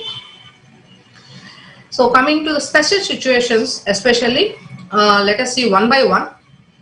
So in bilateral carotid artery disease, let us see with example, 52-year-old gentleman, diabetic and hypertensive, presented with left MCA territory TIS and recurrent TIS in spite of antiplatelets. CT angio showed severe stenosis of bilateral ICA origins. And this is the right side ICA stenosis, and this is a symptomatic stenosis which is more tight. So obviously always we treat the first side. The technique is the same, distal device and the stent is placed. And this is the opposite side which is treated on the same sitting. So bilateral is treated on the same sitting. So this is initially we were a bit hesitant to do bilateral in the same sitting. So we have done in few patients. Then once we are okay with this, we went ahead and then the main indication even in high risk groups, especially with poor cardiac reserve, patients awaiting CABG, we can actually cut down instead of a stage on procedure, we can do a simultaneous bilateral carotid stenting. With the important thing in simultaneous is the selection criteria. So let us see CCA. The 32-year-old gentleman is a known case of Marfan syndrome, presented with cardiac failure 1 year back because of aortic regurgitation, who underwent aortic valve replacement, and he was on anticoagulation since then. So he presented with history of neck pain and recurrent motor TAS, right MCA territory. However, there were no acute infarcts. We saw on CT angio dissection involving the right CCA. So in spite of antiplatelets, the TAS persisted. So as you can see, this is the arch, this is the wall, old replaced wall. You can see the proximal dissection here. And then the distal CCA, severe stenosis with dissection. Luckily, the intracranial circulation is normal. So this can be treated. So we did this in a staged procedure, stage 1 and stage 2. So in first step, we stented the proximal lesion, and then this is the first step, and then in the procedure 2, we stented the distal lesion. So this is the final, you can see the 3 stents, telescopic stents and good intracranial circulation. Patient did not have any further TIS or minor strokes. It was totally uneventful and discharged. Patient was discharged on warfarin. So this is actually was published. So stenting of tandem lesions. Tandem lesions are extracranial ICA and ipsilateral, either intracranial ICA or ipsilateral MCA lesions. About 10 to 15% of the patients with carotid disease has tandem lesions. The reason for doing tandem stenting or even treating tandem lesions is because both are symptomatic. We do not know which is actually the cause of symptoms of the patient. And since it is in a single axis, we can finish both the things in the same setting and come out. If we just treat the extracranial stenting and if we leave the intracranial part, he may come out. He may come back with the recurrent symptoms, though we will be only partially treating the lesion. We may be treating the neck lesion, but patient may still continue to have recurrent stroke, recurrent TIS.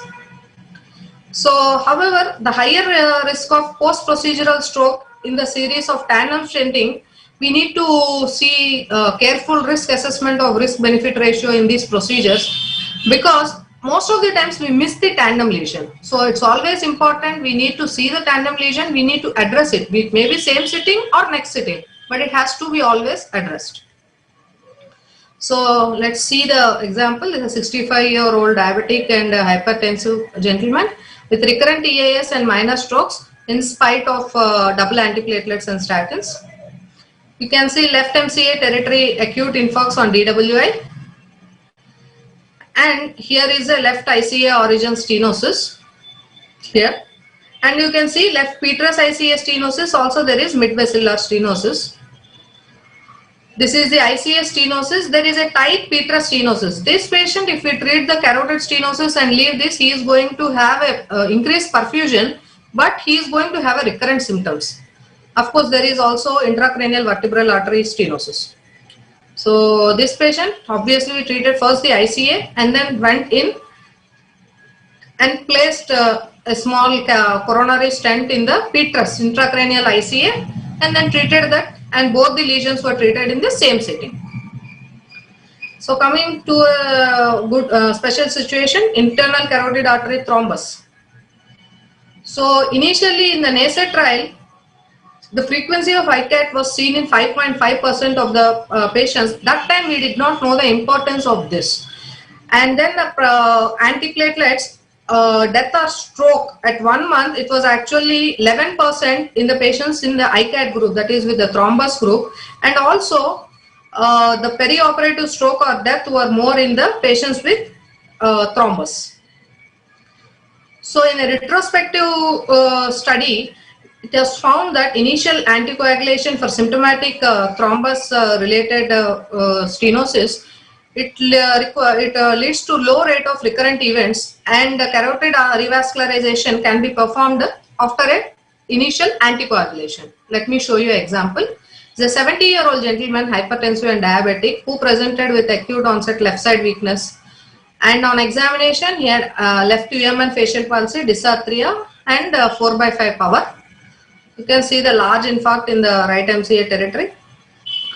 On MRI, we do not see the intracranial circulation because of the tight stenosis. So the reason is this is all a thrombus. There is a thrombus. There is, of course, there is a tight stenosis in the CCA, and there is a thrombus present here. So this lesion, if we stent it, it is going to fly ahead. So because of the thrombus, the patient was kept on low molecular weight heparin for 2 weeks, and he was treated with dual antiplatelets and statins. He did not worsen, and power improved compared to the pre-medical levels. And repeat DSA showed, this is a pre-DSA prior to anticoagulation. Here you can see the clot has actually, the thrombus has actually disappeared. Now this lesion can be safely treated. So it's technically very normal, straightforward. You can just place the stent and then the vessel is reconstructed. So CABG and carotid stenosis, the common clinical questions we are always asked here. So the incidence of stroke after CABG, especially with unilateral disease, it's around 5%. With bilateral disease, that's greater than 50%, it increases up to 7%. So the etiology of stroke after CABG, surgery-induced hypercoagulable state, stoppage of antiplatelet drugs, dehydration, embolic from plaque or hypoperfusion, or post-op atrial fibrillation. So according to American Heart Association guidelines for managing carotid stenosis, especially in symptomatic, there is no, in the asymptomatic group we really, it's not recommended, but in the symptomatic group, it is reasonable to consider carotid revascularization in conjunction with simultaneous or staged intervention. In the asymptomatic group, we need to see the high risk features. That is presence of bilateral, unilateral with contralateral occlusion. Even if it is a single-sided carotid, it's better to treat this. And unilateral with impaired cortical reserve, it's better to see this, especially if CT or MR perfusion is not available, we can use a DSA for assessing the cortical reserve. Management options, either endarterectomy or carotid stenting. Advantages of carotid artery stenting, it's a better option in cardiac patients as per Sapphire and CRUST trials. And simultaneous, both the surgeries, both procedures carry higher risk of strokes in the presence of concomitant disease.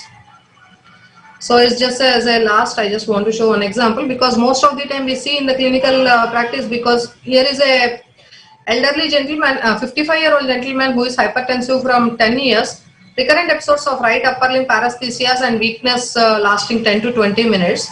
The problem is patient has right side symptoms, and MRI again showed the restricted foci on right MCA territory.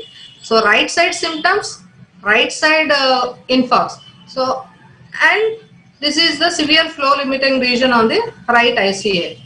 So the problem is small plaque is there on the left ICA, so this cannot be the one that is causing the problem. So now the problem is which ICA is symptomatic. Most of the, I mean, some of the times we see it and we may be actually thinking, oh, if I treat it, what if the patient comes back? So here, since we want to document it, we have did a diffusion tensor imaging and demonstrated the uncrossed pyramidal tract by fiber tracking. So now the sequence of events are clear. It's a right ICA disease, right MCA territory infarct, and right upper limb weakness. So on the MR tractography, you can see the uncrossed pyramidal tract on both the sides, just different colors of right and left on varial multiplanar views. The uncrossed pyramids. This actually can be seen in a simple T2 weighted image also, but we require a high level of suspicion, and mostly it is actually clinically, because when we want to treat the this kind of lesion, we should be always, it's better to be careful, because once if we treat it in by mistake, if there is some other cause of the disease or the patient comes back with the recurrence, it's always better to document it. So he underwent right ICS stenting. Straight forward, pass the wire, and then the stent is placed across, and there is a good intracranial flow. So this is the first documented case of ipsilateral stroke with uncrossed pyramidal tracts because of underlying critical stenosis of ICA, and treated successfully. So in any case, let's not just the carotid stenting. It's any case when we work, it's always better to see why am I doing it, what are the results might be, and will I be successful. Suppose if it is bilateral, is it worth to take both the risks? So it is always a simple logic, and when you think deeply and find satisfactory, we can answer these questions and we can go ahead. So this is my session. Thank you. Thank you, madam, for a nice presentation of your original work. Now we invite questions from the audience. The virtual audience for the last session of the conference. The last session.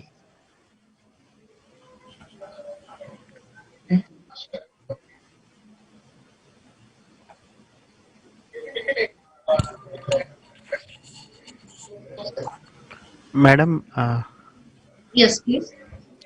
How frequently you see hyperperfusion, madam? It is in bilateral carotid disease, Yeah, I'm especially sorry, I in forgot tight to mention stenosis. that. Actually, in both the series were done in different institutions. The first one was initially done in 2013, and later was the experience till 2019. The main concern was not the hyperperfusion. Till now, I had 2 cases of hyperperfusion. The main problem in bilateral carotid stenting especially was hemodynamic depression because of the baroreceptors on both the sides, and most of the patients were actually kept on dopamine or the supportive these things. But hyperperfusion per se is actually comparatively less, especially in the bilateral because of the poor cardiac reserve. But as long as we usually discontinue the beta blockers prior to the procedure, and we manage the blood pressure, and there is always anesthetic standby. So compare it to hyperperfusion. In my personal experience, or even with the experience of the teams with which I worked in the past, more than the if I have to worry, I'll worry more about the hemodynamic depression rather than about the hyperperfusion. But hyperperfusion is a nightmare because mostly, I mean, once it occurs, sometimes it can be small hemorrhages, but if there is a large hemorrhage, again it's nightmare.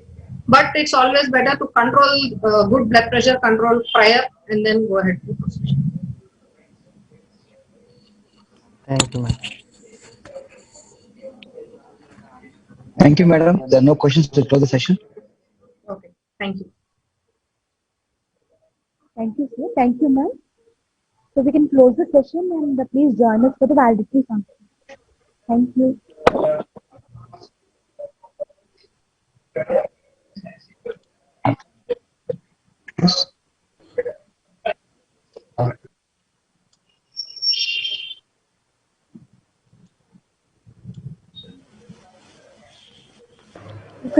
All of you can join us for the validity function in hall 3. You can access the validity function in hall 3 in another 10 to 15 minutes.